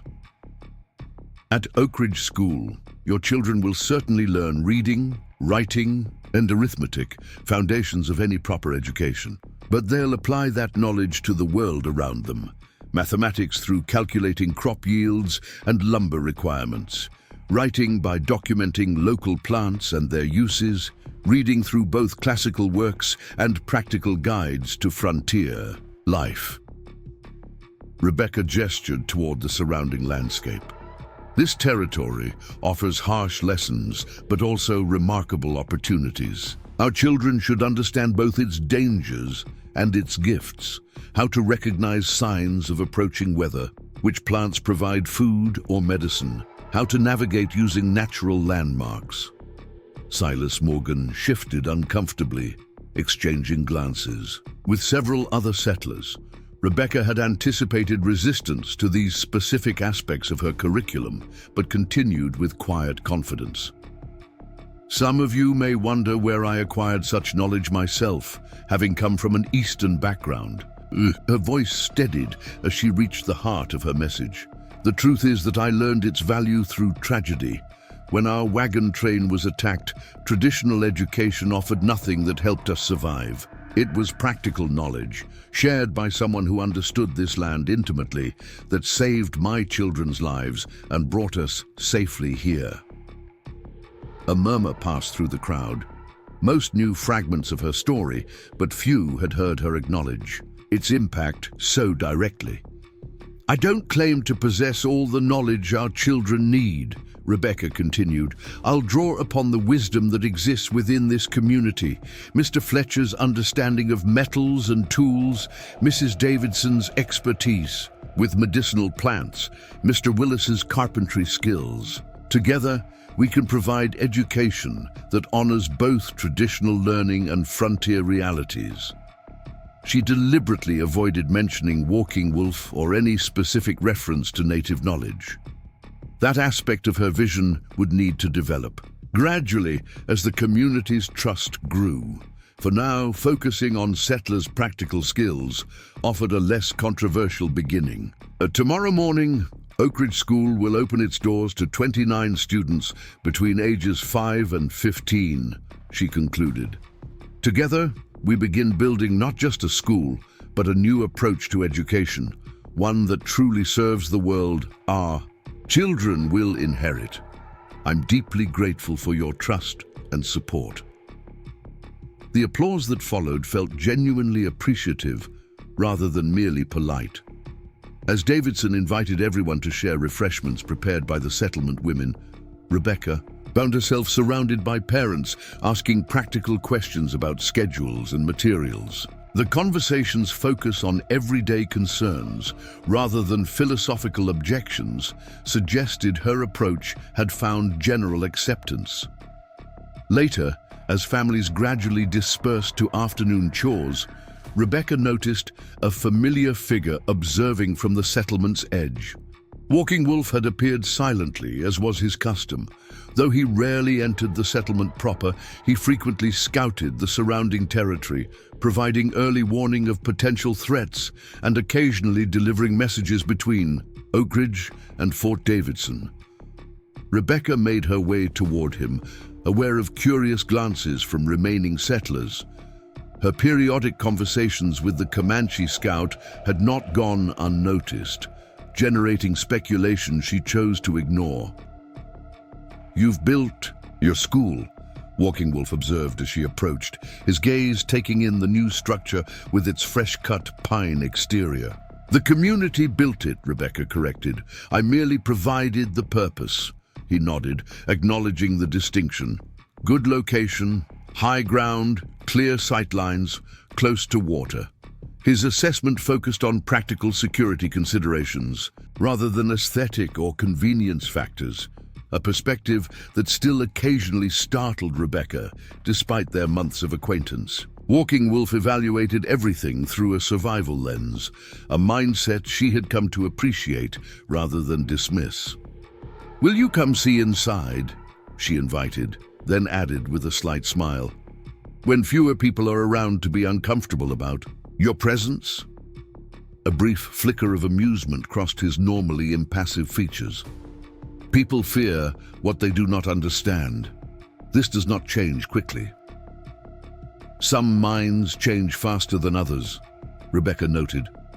"John asks about you constantly. He practices tracking skills every day, hoping to show you his progress." Walking Wolf's expression softened almost imperceptibly at mention of her son.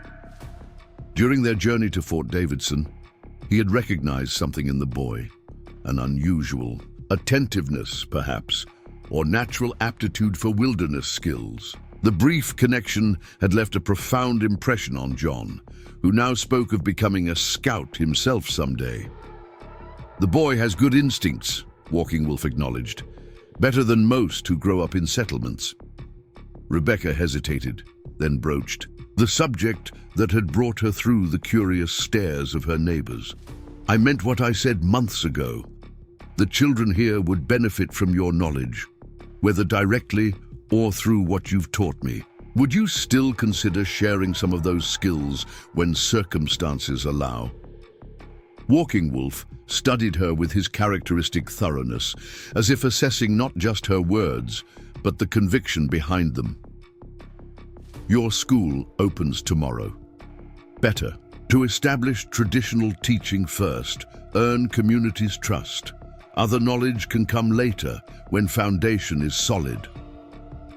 His pragmatic approach aligned with Rebecca's own planning.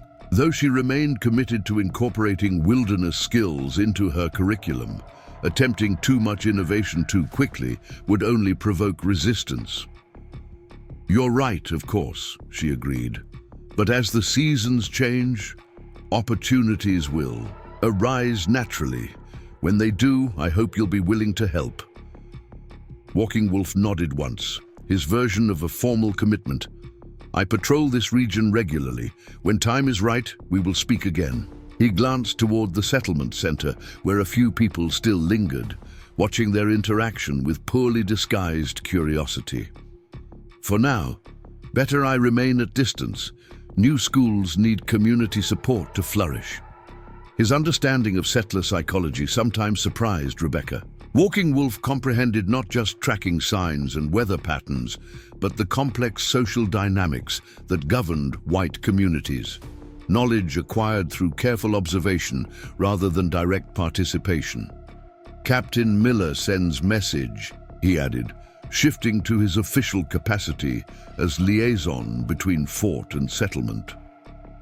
"Supply wagon arrives in 3 days with materials you requested for school." He also asks if settlement has seen any sign of strangers passing through territory.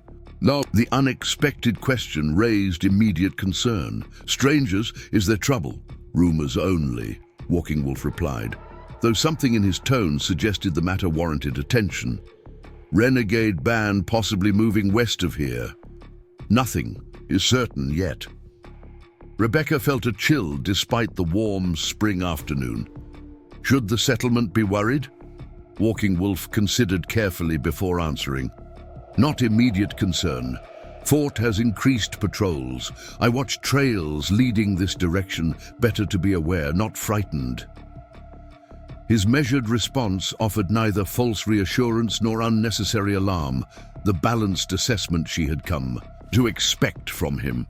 Walking Wolf never exaggerated dangers, but never dismissed potential threats, an approach that had earned him grudging respect, even from settlers who remained uncomfortable with his heritage. "Thank you for the warning," Rebecca said. "I'll mention it to George Davidson, but present it as a routine precaution rather than cause for alarm." Walking Wolf nodded approval of her approach. Settlement is stronger than when you arrived. More families, better defenses, established routines. Preparedness without fear serves best. As he prepared to depart, Rebecca found herself reluctant to end their conversation. These periodic exchanges had become important touchpoints in her new life, moments when she could speak openly about the complexities of bridging different worlds without facing the judgment such discussions often provoked among settlers. "The school dedication is just the beginning," she said. "The real work starts tomorrow when 29 children with wildly different backgrounds and abilities arrive, expecting me to teach them everything from basic letters to practical survival." Walking Wolf's expression remained serious, but his eyes held a subtle warmth that few ever noticed. "You survived wilderness with 2 children and no supplies. Teaching settlement children will be easier challenge." The simple vote of confidence meant more coming from him than the settlement's elaborate celebration had. Walking Wolf offered no empty praise. His assessment reflected genuine evaluation of her capabilities. "I hope you're right," Rebecca replied. "Either way, I'll need to draw on everything I've learned, from formal training to our journey together." "Good teachers take knowledge from many sources," he observed, "like rivers fed by different streams becoming stronger together." The metaphor struck Rebecca as surprisingly poetic, coming from someone so pragmatic. As Walking Wolf turned to leave, melting into the landscape with his characteristic fluid movement, she found herself reflecting on how her understanding of education had transformed since the massacre. Samuel's original vision had emphasized combining academic subjects with practical applications, revolutionary enough in educational circles. But her own experiences had pushed that concept further, revealing how knowledge itself existed in different forms. The formal learning she had acquired through years of schooling represented just one approach to understanding the world, and sometimes not the most immediately useful one. The following morning, Rebecca arrived at the schoolhouse well before dawn, making final preparations for her first day of teaching. She arranged slates and precious pencils, positioned the few available books where they could be shared most efficiently, and wrote a welcome message on the small blackboard that had been her personal contribution to the school's supplies, carried all the way from Fort Davidson at significant expense, because she believed writing visible to all students was essential for effective instruction. As she worked, Rebecca found herself thinking of her classroom back in Ohio, its neat rows of desks, abundant books, proper heating system, and taken for granted supplies. Teaching there had followed established patterns, with clearly defined boundaries between subjects and standardized expectations for student progress. Oak Ridge School would be entirely different. Students ranging from 5 to 15 years old would share a single room, their education necessarily individualized to accommodate vastly different abilities and prior exposure to formal learning. Some could already read fluently, while others had never held a book. A few brought mathematical skills acquired through helping with family businesses, while many couldn't recognize basic numerals. This diversity presented both challenges and opportunities. Traditional age-graded instruction would be impossible, but the resulting flexibility allowed for educational approaches that might never be permitted in more established settings. The first students began arriving shortly after. Sunrise, the Fletcher children among the earliest, with Emma proudly escorting young Sarah to a front bench. John entered with the Willis boys, attempting to project casual indifference despite his obvious excitement about the school's opening. By the appointed hour, 29 children filled the room, their expressions ranging from eager anticipation to suspicious wariness. Parents crowded the doorway, some offering encouraging words to their children, while others simply observed, still evaluating this new institution and its unconventional teacher. Rebecca surveyed the assembled students, momentarily overwhelmed by the responsibility she had assumed. These children and their futures now rested significantly in her hands, hands that still sometimes trembled when memories of the massacre surfaced unexpectedly. Taking a deep breath, she stepped forward. "Good morning. Welcome to the first day of Oak Ridge School." Her voice emerged stronger than expected, carrying to the back of the room where several teenage boys lounged with studied nonchalance. "Today, we begin a journey together, one that will take us through letters and numbers, history and science, and the practical knowledge that makes life possible in this territory." As she spoke, Rebecca moved among the benches, making brief eye contact with each student, a technique she had found effective in establishing connection during her Ohio teaching days. "Some of you already know your letters and numbers. Some have never held a book before today. That's perfectly fine. In this school, we'll each begin where we are and move forward together." She returned to the front, gesturing toward a hand-drawn map of the settlement and surrounding territory that she had prepared and mounted on the wall. "We'll start by understanding where we are. Who can show me where Oak Ridge Settlement is located on this map?" Several hands rose hesitantly. Rebecca nodded to Micah Willis, who approached the map with confidence and pointed directly to the accurately marked settlement location. "Excellent. And why was this particular location chosen for our community?" Rebecca expanded the question, inviting broader participation. "Because it has Whispering Creek for water," offered 10-year-old Hannah Morgan. "The hills protect us from north winds in winter," added James Fletcher, one of the massacre survivors. "Good hunting in the forests to the east," contributed Thomas Reed, whose family relied heavily on game meat. Rebecca nodded encouragement at each response. All excellent observations. The location of Oak Ridge wasn't chosen randomly.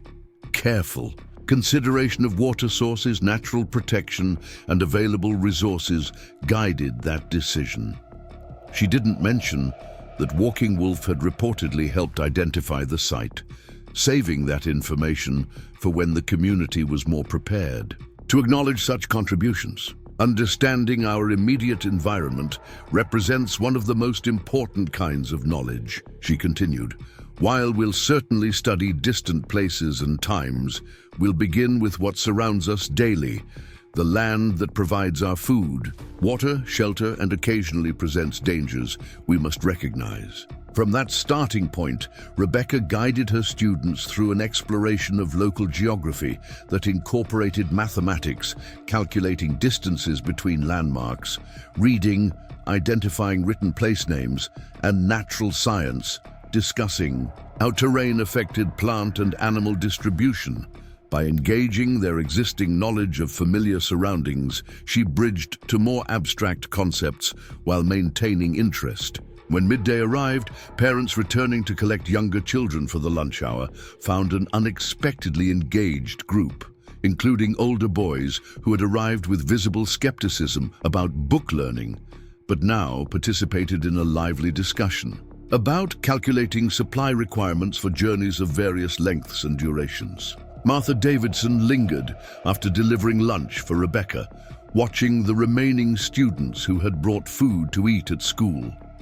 "I haven't seen Daniel Carter so interested in anything educational since his family arrived," she observed quietly. nodding toward a 14-year-old who normally projected complete disinterest in anything beyond hunting and farming. His father mentioned the boy actually asked questions about the family's seed inventory this morning, something about calculating planting requirements. Rebecca smiled, pleased that connections between classroom learning and practical applications were already emerging. He has a natural mind for mathematics when presented in contexts he values. Most children do, if we can find the right approach for each. As afternoon sessions began, Rebecca transitioned to more structured instruction in basic skills, dividing students into small groups based on current abilities rather than age. While beginning readers worked on letter recognition with Emma proudly. Assisting more advanced students practiced writing descriptions of local plants and animals. The oldest group tackled mathematics problems directly relevant to settlement needs, calculating lumber requirements for proposed buildings, estimating crop yields based on planted acreage, and determining supply quantities needed for varying family sizes. When closing time arrived, Rebecca found herself both exhausted and exhilarated. The day had presented countless challenges, managing widely varying ability levels, maintaining order without rigid discipline, and adapting planned activities to unexpected student interests. Yet she had also witnessed moments of genuine engagement from even the most reluctant learners, when connections between abstract knowledge and practical applications became clear. As children dispersed to their homes, several parents approached with comments or questions. Most expressed appreciation for the practical focus of lessons, though Silas Morgan predictably inquired when his children would begin studying proper subjects like ancient history and classical literature. Those subjects have their place, Rebecca assured him, but they're most meaningful when built upon a foundation of immediate relevance. Understanding our local environment and practical needs gives context for broader studies. Morgan remained skeptical, but less combative than during previous conversations. His wife, a quiet woman who rarely expressed opinions publicly, surprised Rebecca by adding, "Hannah was quite excited about the map work today. She's already asking to help measure our property boundaries tomorrow using the techniques you demonstrated." Such small victories encouraged Rebecca as she tidied the schoolroom after everyone departed. The day had reinforced her conviction that education bridging practical knowledge and traditional academics could engage even the most reluctant students. The challenge would be maintaining that balance while gradually expanding into areas that some settlers might consider controversial, particularly the wilderness skills that had saved her own family. As twilight approached, Rebecca locked the schoolhouse and crossed to her living quarters at the rear of the building. John had already begun gathering kindling for their evening fire, while Emma arranged their simple dinner provisions on the small table that served multiple purposes in their limited space. "How do you think it went?" Rebecca asked her children as they prepared the evening meal together. Their perspectives as both family members and students offered unique insight into the school's initial reception. "Thomas Reed said it was better than he expected," John reported. "His father kept him out of school back east, said it was useless for a hunting family. But Thomas actually liked the tracking exercise you included in the mapping lesson." Rebecca nodded thoughtfully. The brief tracking demonstration, showing how to identify direction of travel from footprints, had been her first subtle introduction of skills learned from Walking Wolf, presented without mentioning their source. "Sarah Fletcher followed me everywhere," Emma added, with the serious pride of an 8-year-old given responsibility for younger children. "She said school was much nicer than she thought it would be, and she learned all the letters I showed her, even the difficult ones." Their reports confirmed Rebecca's own observations. Initial resistance softening as students discovered education tailored to their actual lives rather than distant abstractions. Tomorrow would bring new challenges, but the foundation seemed promising. After the children had gone to bed, Rebecca sat alone by the small fire, recording her observations in a journal she had maintained since their journey to Oak Ridge. The practice connected her to Samuel, who had always kept meticulous notes about educational theories and applications. More practically, it helped organize her thoughts about curriculum development and student progress. A soft knock at the door interrupted her writing. Cautious about unexpected evening visitors, Rebecca retrieved the knife Walking Wolf had given her, a precaution she maintained despite the settlement's relative safety. "Who's there?" she called, standing to one side of the door rather than directly before it, another habit acquired during their dangerous journey. "Elizabeth Turner," came the reply, identifying the doctor's wife from Fort Davidson. Surprised and curious, Rebecca opened the door to find Elizabeth and her husband William standing outside, travel-worn but smiling. "We've just arrived with the supply wagon," Elizabeth explained, embracing Rebecca warmly. "I couldn't wait until morning to see your school and how you've settled in."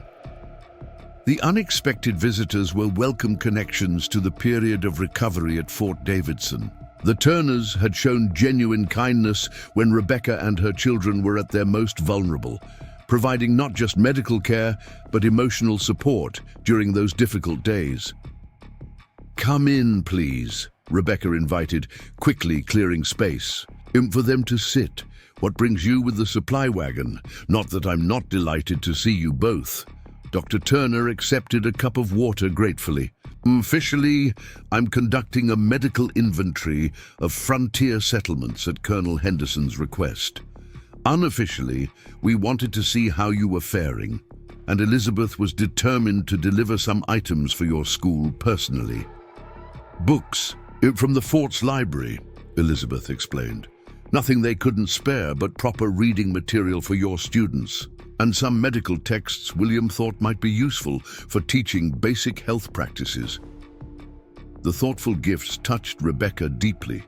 Books represented precious commodities on the frontier, their weight and bulk making transportation challenging.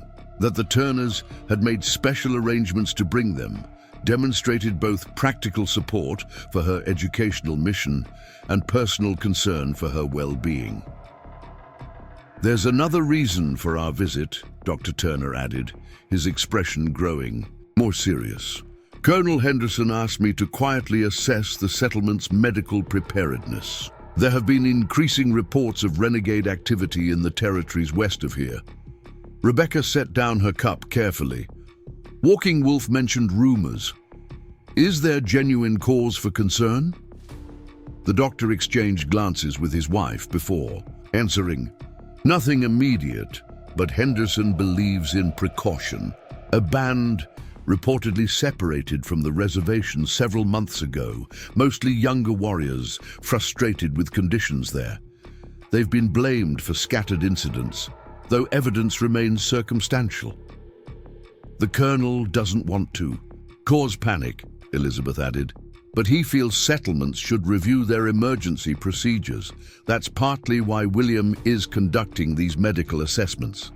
Rebecca appreciated the forthright information, neither sugar-coated nor exaggerated. "I'll speak with George Davidson tomorrow.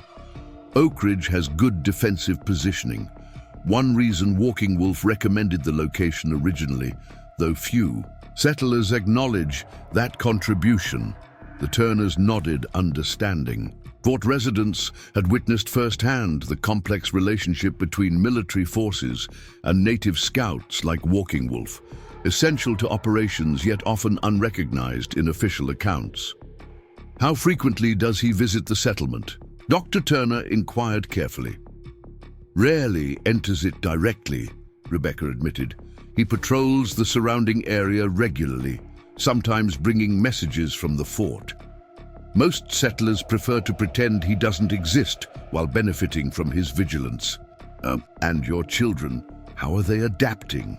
Elizabeth asked, changing to a more personal subject. Rebecca glanced toward the small curtained alcove where John and Emma slept.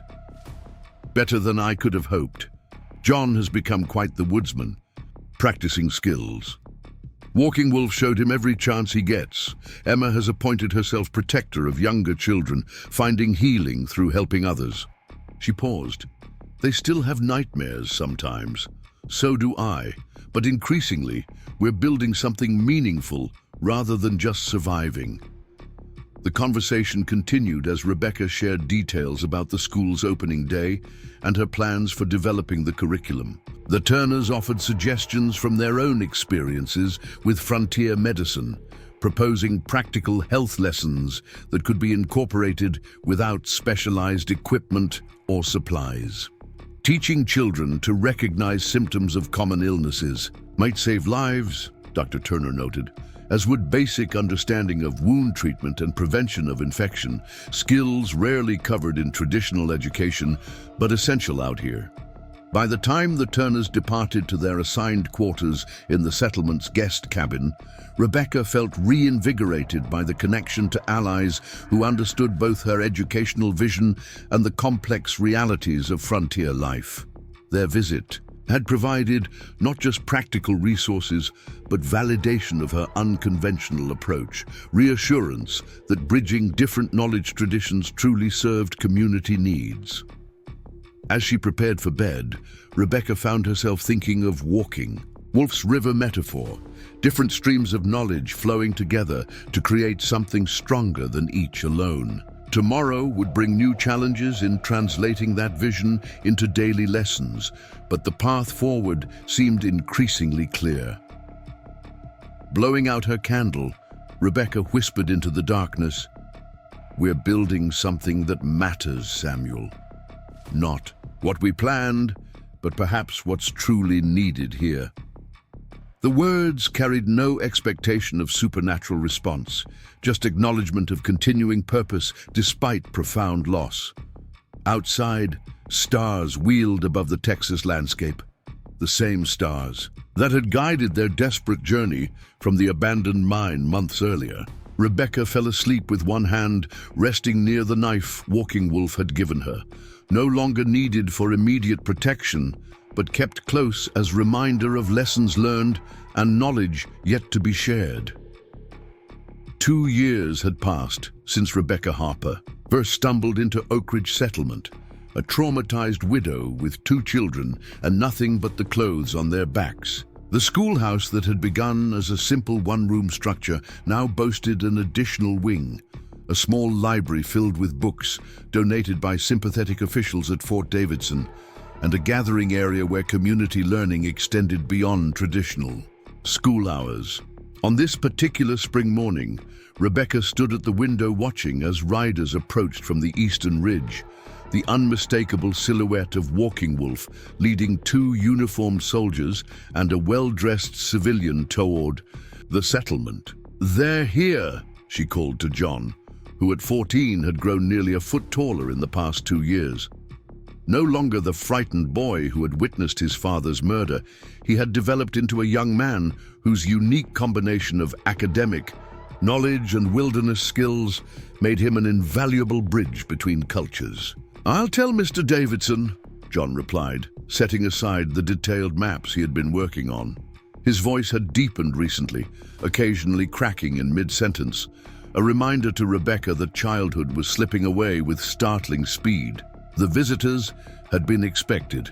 3 days earlier, a messenger from Fort Davidson had delivered formal notification that the Territorial Governor's Education Commissioner would be visiting Oak Ridge to personally evaluate the innovative teaching methods that had gained attention throughout the region. What had begun as Rebecca's desperate attempt to create meaningful education with limited resources had evolved into something officials now called the Oak Ridge model, an integrated approach that combined traditional academic subjects with practical wilderness knowledge and community-based learning.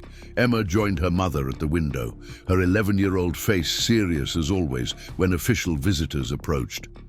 "Will they try to change how we teach?" she asked, the question revealing her perceptive understanding of political realities. The last inspector wanted everything written down in ways that didn't make sense for actually using the knowledge. Rebecca smiled at her daughter's insight.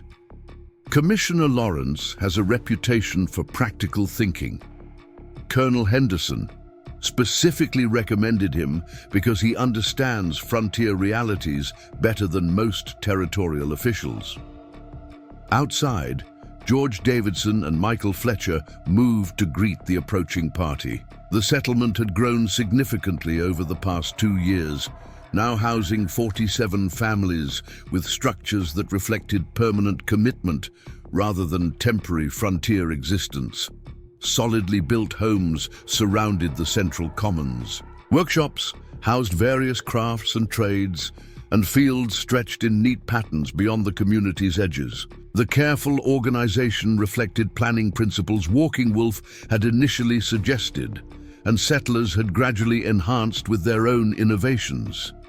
Rebecca smoothed her dress, the simple but well-made garment reflecting Oak Ridge's improved prosperity, and stepped outside to join the welcoming committee. She watched as Walking Wolf exchanged formal greetings with Davidson, the once unlikely relationship between Comanche scout and settlement leader having evolved into mutual respect through countless practical collaborations. Commissioner Lawrence dismounted with the stiff movements of someone unaccustomed to long rides. A portly man in his 50s, with intelligent eyes and a scholarly demeanor, he had reportedly spent decades in Eastern educational institutions before accepting the territorial appointment. The soldiers accompanying him remained mounted, their expressions revealing the vigilance of men in potentially hostile territory, despite years of relative peace in the region. "Mrs. Harper," Davidson called, "may I present Commissioner Edward Lawrence of the Territorial Education Authority." "Commissioner, this is Rebecca Harper, whose educational methods have attracted such favorable attention." Rebecca stepped forward with the quiet confidence she had developed since those desperate early days. "Welcome to Oak Ridge, Commissioner. We're honored by your interest in our small school." Lawrence studied her thoughtfully before responding. "Mrs. Harper, when reports of your unconventional methods first crossed my desk, I confess I dismissed them as frontier exaggerations. When Colonel Henderson and Captain Miller corroborated these accounts from military perspective, my curiosity was piqued. When 3 separate settlements successfully implemented variations of your approach with remarkable results, my visit became necessary." His candor surprised Rebecca, who had expected bureaucratic formality rather than straightforward acknowledgement. "We've simply developed education suited to the realities our children face, Commissioner. Nothing more revolutionary than that." "Which is precisely what makes it noteworthy," Lawrence replied. "Most frontier schools either abandon formal education entirely or attempt to recreate Eastern classrooms, regardless of relevance. You appear to have forged a third path entirely." Their conversation paused as Davidson suggested they continue discussions after the commissioner had opportunity to refresh himself following the long journey. Lawrence agreed gratefully, following the settlement leader toward the guest quarters, reserved for official visitors. Walking Wolf remained with the military escort, his position still reflecting the complex relationship between native scouts and territorial authorities, invaluable for practical operations, yet never fully incorporated into official structures. Rebecca approached him, while others organized the visitors' accommodations. "Thank you for guiding them safely. Was there trouble on the trail?" "No immediate danger," Walking Wolf replied with characteristic efficiency. "Signs of movement farther west, but nothing approaching settlement territories. Commissioner asks many questions during journey, some about education, more about your background and experiences." This information didn't surprise Rebecca. Her unusual journey from traumatized massacre survivor to educational innovator naturally provoked curiosity, particularly from officials trying to understand the origins of her unconventional methods. "He seems more open-minded than I expected," she observed.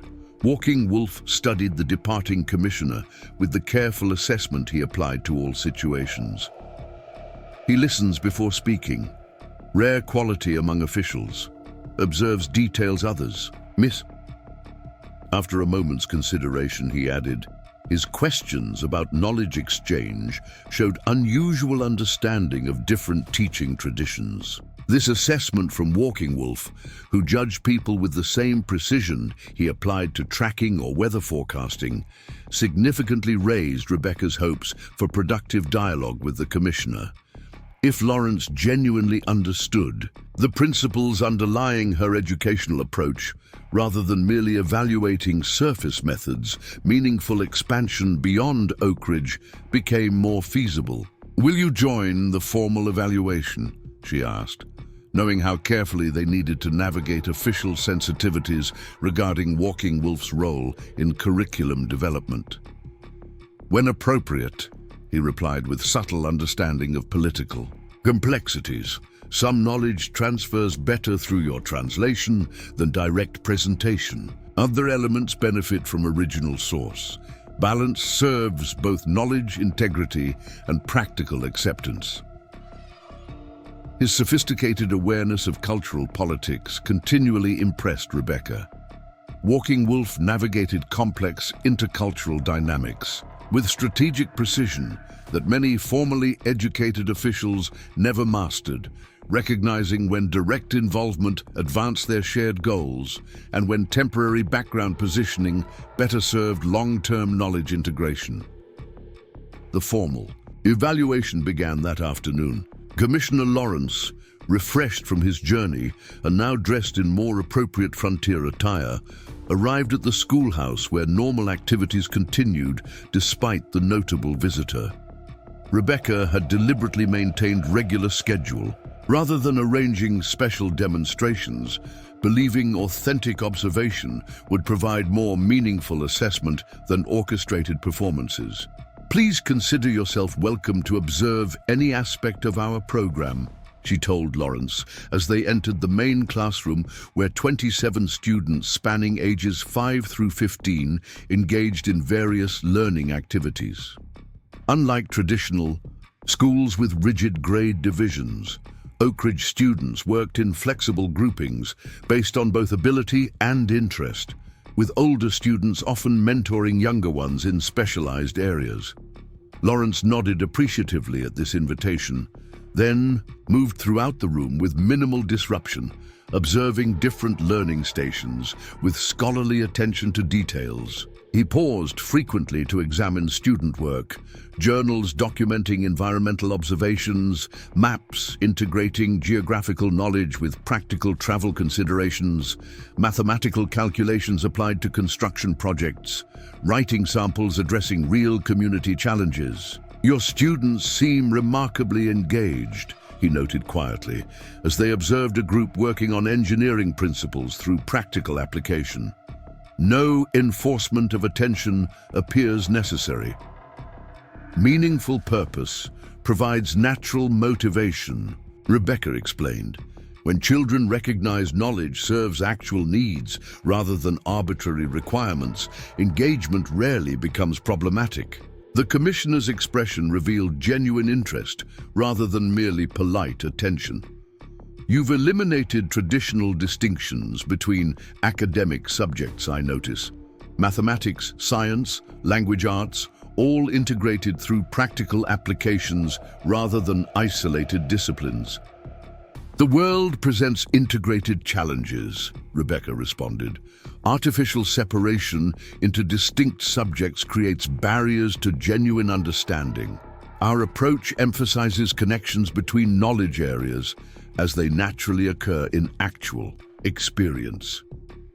Lawrence continued his observations, paying particular attention to John's advanced work with a small group developing comprehensive environmental monitoring systems, combining scientific measurement with traditional observation methods.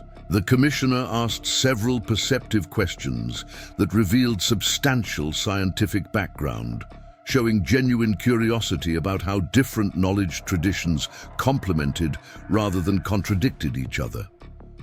"Your son demonstrates remarkable integration capabilities," he observed. The systematic documentation combined with interpretive flexibility represents sophisticated understanding beyond typical frontier education, indeed beyond most institutional approaches I've encountered. Rebecca acknowledged this assessment with quiet pride. John developed these capabilities through extensive work with Walking Wolf, whose traditional knowledge provided foundation for our systematic recording and theoretical extensions. The combination produced understanding neither tradition alone could have generated. The commissioner's expression shifted subtly at this direct acknowledgement of Walking Wolf's contribution, not disapproval, but careful consideration of political implications.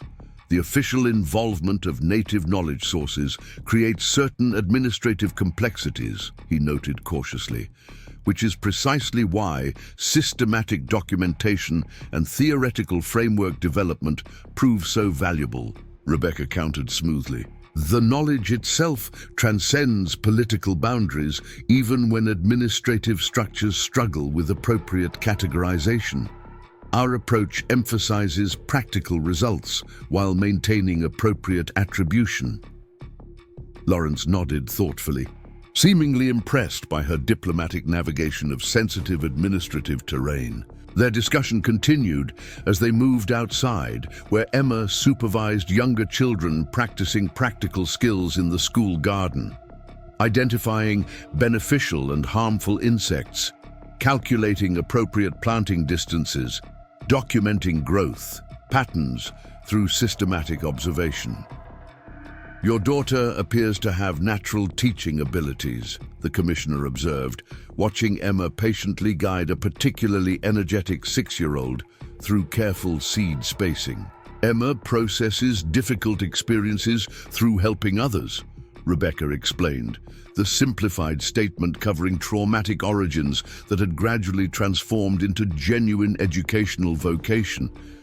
She understands intuitively how different children learn, adapting approaches to individual needs rather than imposing uniform methods. Their tour continued throughout the afternoon, with Lawrence examining all aspects of the educational program, classroom activities, outdoor applications, community integration projects, and documentation systems that recorded both methods and outcomes. His questions revealed genuine educational expertise beneath bureaucratic title, with particularly insightful inquiries about knowledge transfer methods between different cultural traditions. As afternoon transitioned toward evening, the commissioner requested conversation with Walking Wolf directly, a significant departure from typical official protocols that often deliberately marginalize native contributions to administrative discussions.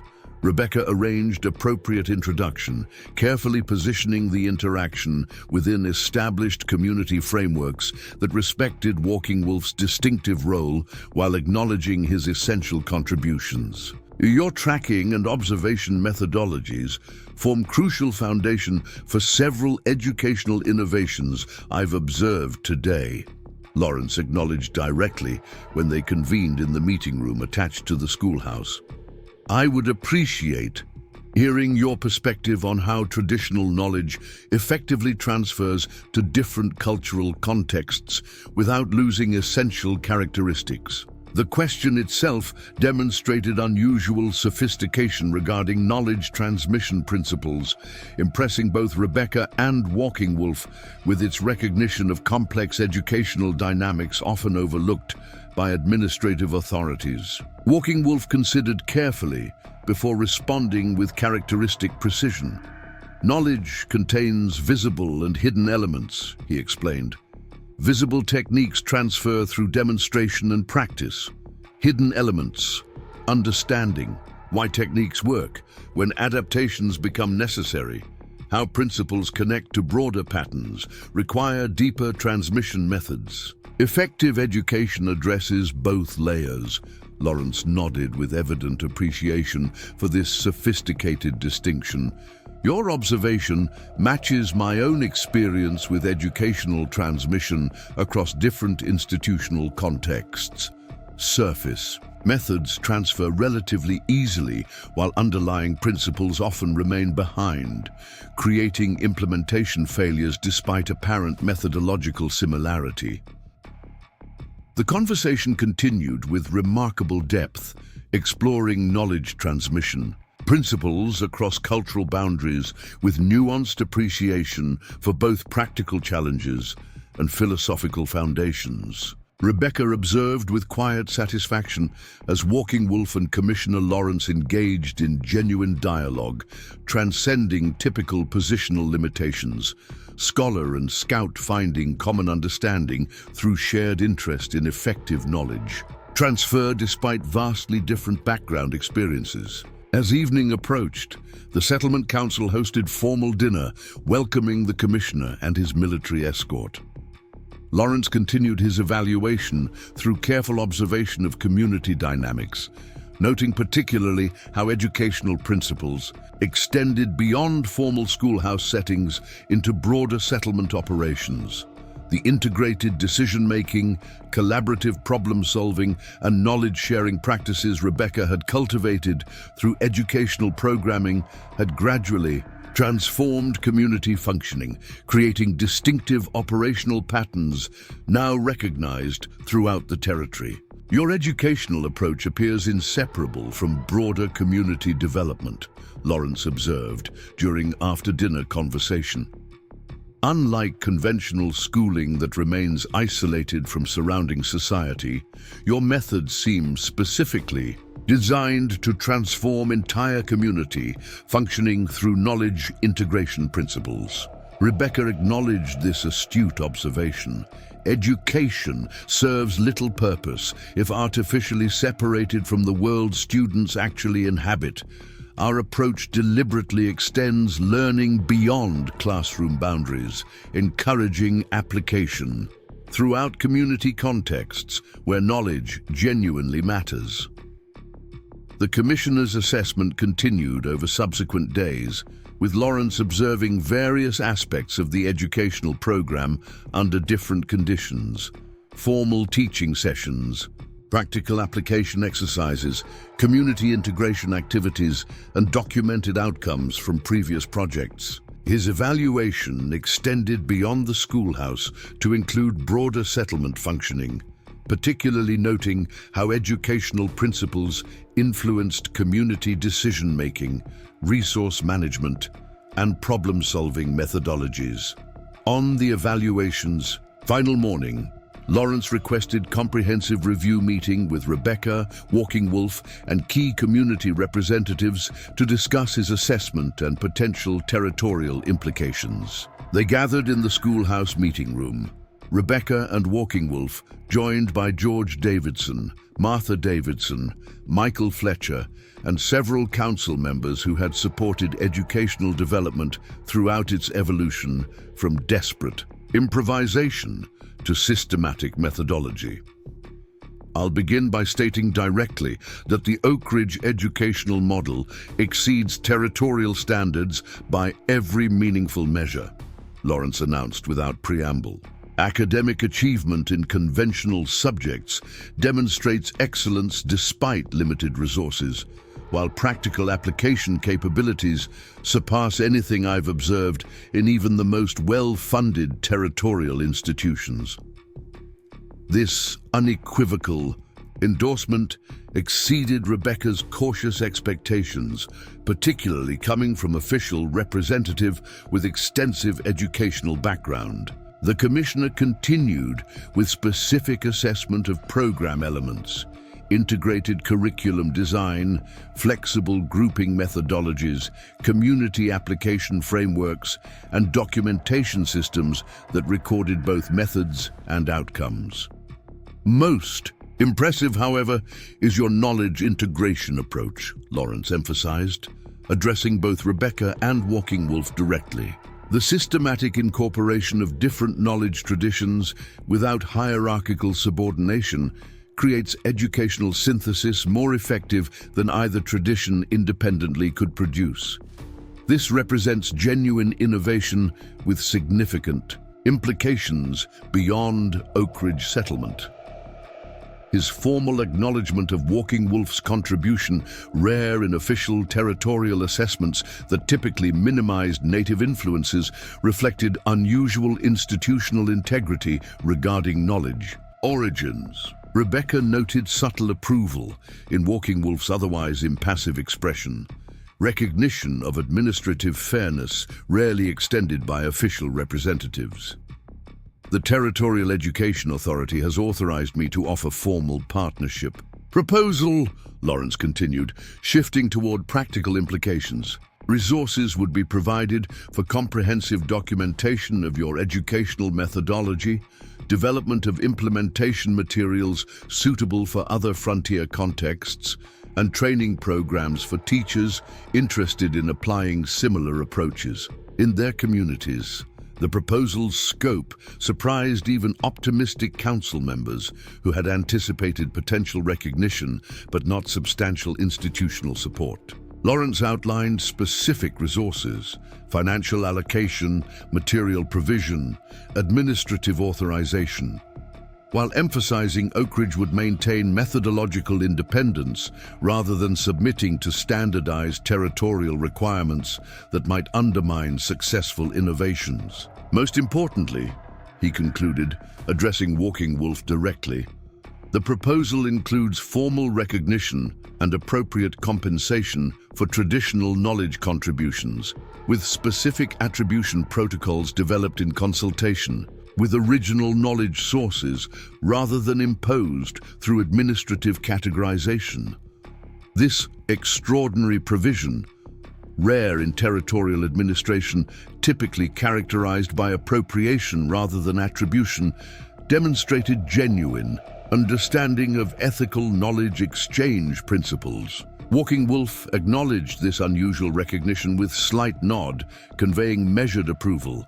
Neither effusive gratitude nor suspicious reluctance, but appropriate acknowledgement of administrative innovation matching educational developments. They had pioneered.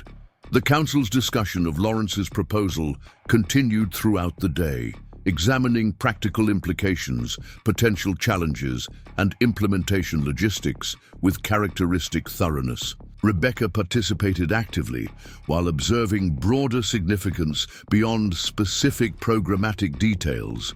This official recognition represented institutional evolution matching their educational innovations, creating framework where different knowledge traditions might genuinely complement rather than threaten each other through properly structured exchange protocols. This represents extraordinary opportunity for concepts developed through necessity to benefit broader frontier communities, she noted during momentary pause in technical discussions.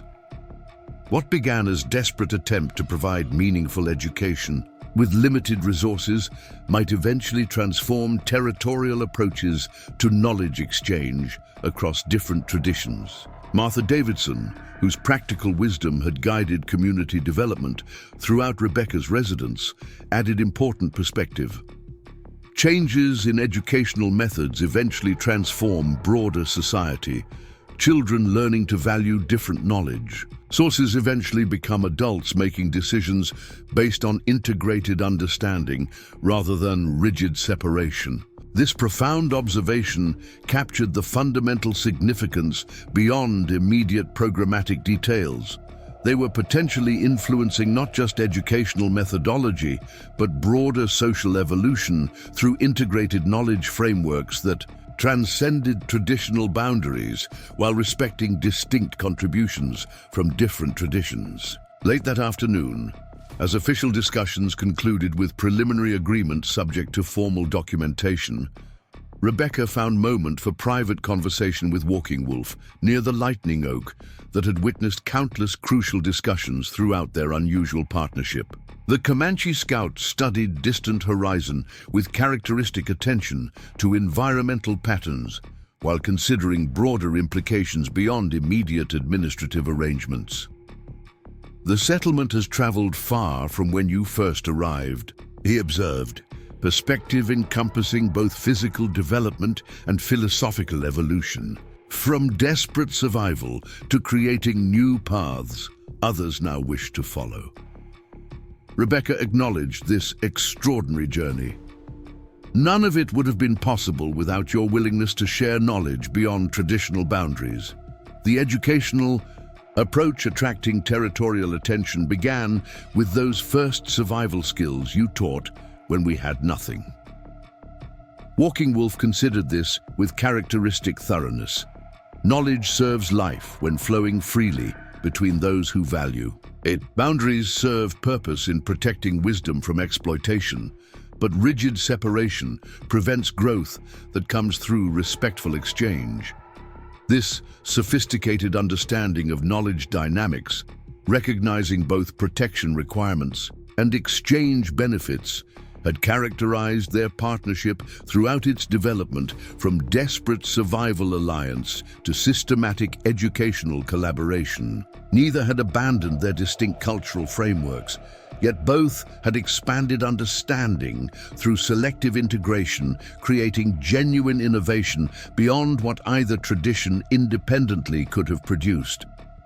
John hopes to join Army Scout training program when he reaches 16, Rebecca mentioned, sharing development that reflected their educational partnership's personal dimension beyond institutional arrangements. He believes formal position might eventually create better understanding between different knowledge traditions through practical demonstration rather than abstract discussion. Something like approval briefly crossed Walking Wolf's features. One, a few expressions that occasionally penetrated his characteristic impassivity. The boy understands bridges require solid foundation on both shores. His knowledge of different traditions provides stronger connection than those knowing only one world could build. This assessment perfectly captured what Rebecca had observed in her son's development. Not abandonment of either heritage, but integration, creating deeper understanding than singular tradition could provide. John had maintained strong academic capabilities while developing extraordinary wilderness skills. Combining these different knowledge sources into unique perspective, increasingly valued by both settlement community and territorial authorities. As sunset painted Texas landscape in brilliant colors, Rebecca reflected on extraordinary journey from abandoned mine with flickering torch to educational innovation attracting territorial recognition. The wagon train massacre that claimed Samuel's life had initially seemed definitive ending to their family dreams, to educational possibilities, to her own sense of purpose beyond basic survival. Yet from that tragedy had emerged unexpected new beginning. Educational approach, transcending traditional boundaries while respecting distinct traditions. Community development, demonstrating practical value of knowledge integration and personal. Transformation from desperate widow to recognized educational innovator. Walking Wolf studied settlement below, where Commissioner Lawrence continued discussions with council members regarding implementation details. Seeds planted through necessity grow in unexpected patterns, he observed philosophically. What began as survival knowledge becomes path others follow toward new understanding. This profound insight captured their partnership's essence, desperate. Crisis, creating opportunity for innovation that might eventually transform broader systemic approaches to knowledge exchange across different traditions. What began through immediate survival necessity had evolved into methodology with potential institutional influence throughout the territory, creating frameworks where different knowledge traditions might complement rather than threaten each other through properly structured exchange protocols. As they walked back towards settlement preparation for evening gathering, Rebecca touched briefly the knife Walking Wolf had given her during their desperate journey from abandoned mine to Fort Davidson. The blade remained close at hand, though rarely needed for immediate protection, reminder of both harsh frontier realities that had shaped their unlikely partnership and practical wisdom that continued guiding her educational approach. "We've built something that matters," she said quietly, words acknowledging both individual contributions and collaborative achievement, transcending what either could have accomplished alone. The future remained uncertain, frontier dangers unpredictable, cultural tensions unresolved throughout broader territory. But the foundation established through shared knowledge provided strength beyond physical defenses or administrative protection. Resilience, emerging from understanding that transcended traditional boundaries while honoring distinctive traditions that had developed through generations of experience in challenging environments. Their unlikely partnership, begun through desperate crisis, developed through practical necessity, expanded through mutual respect, and now recognized through institutional validation, had created educational innovation with potential significance far beyond one frontier settlement. Through darkness, tragedy, and desperate circumstances had emerged unexpected light, knowledge flowing across boundaries previously considered impermeable, creating possibilities neither tradition alone could have imagined when rigid separation prevented genuine exchange between different worlds. Up next, you've got two more standout stories right on your screen. If this one hit the mark, you won't want to pass these up. Just click and check them out.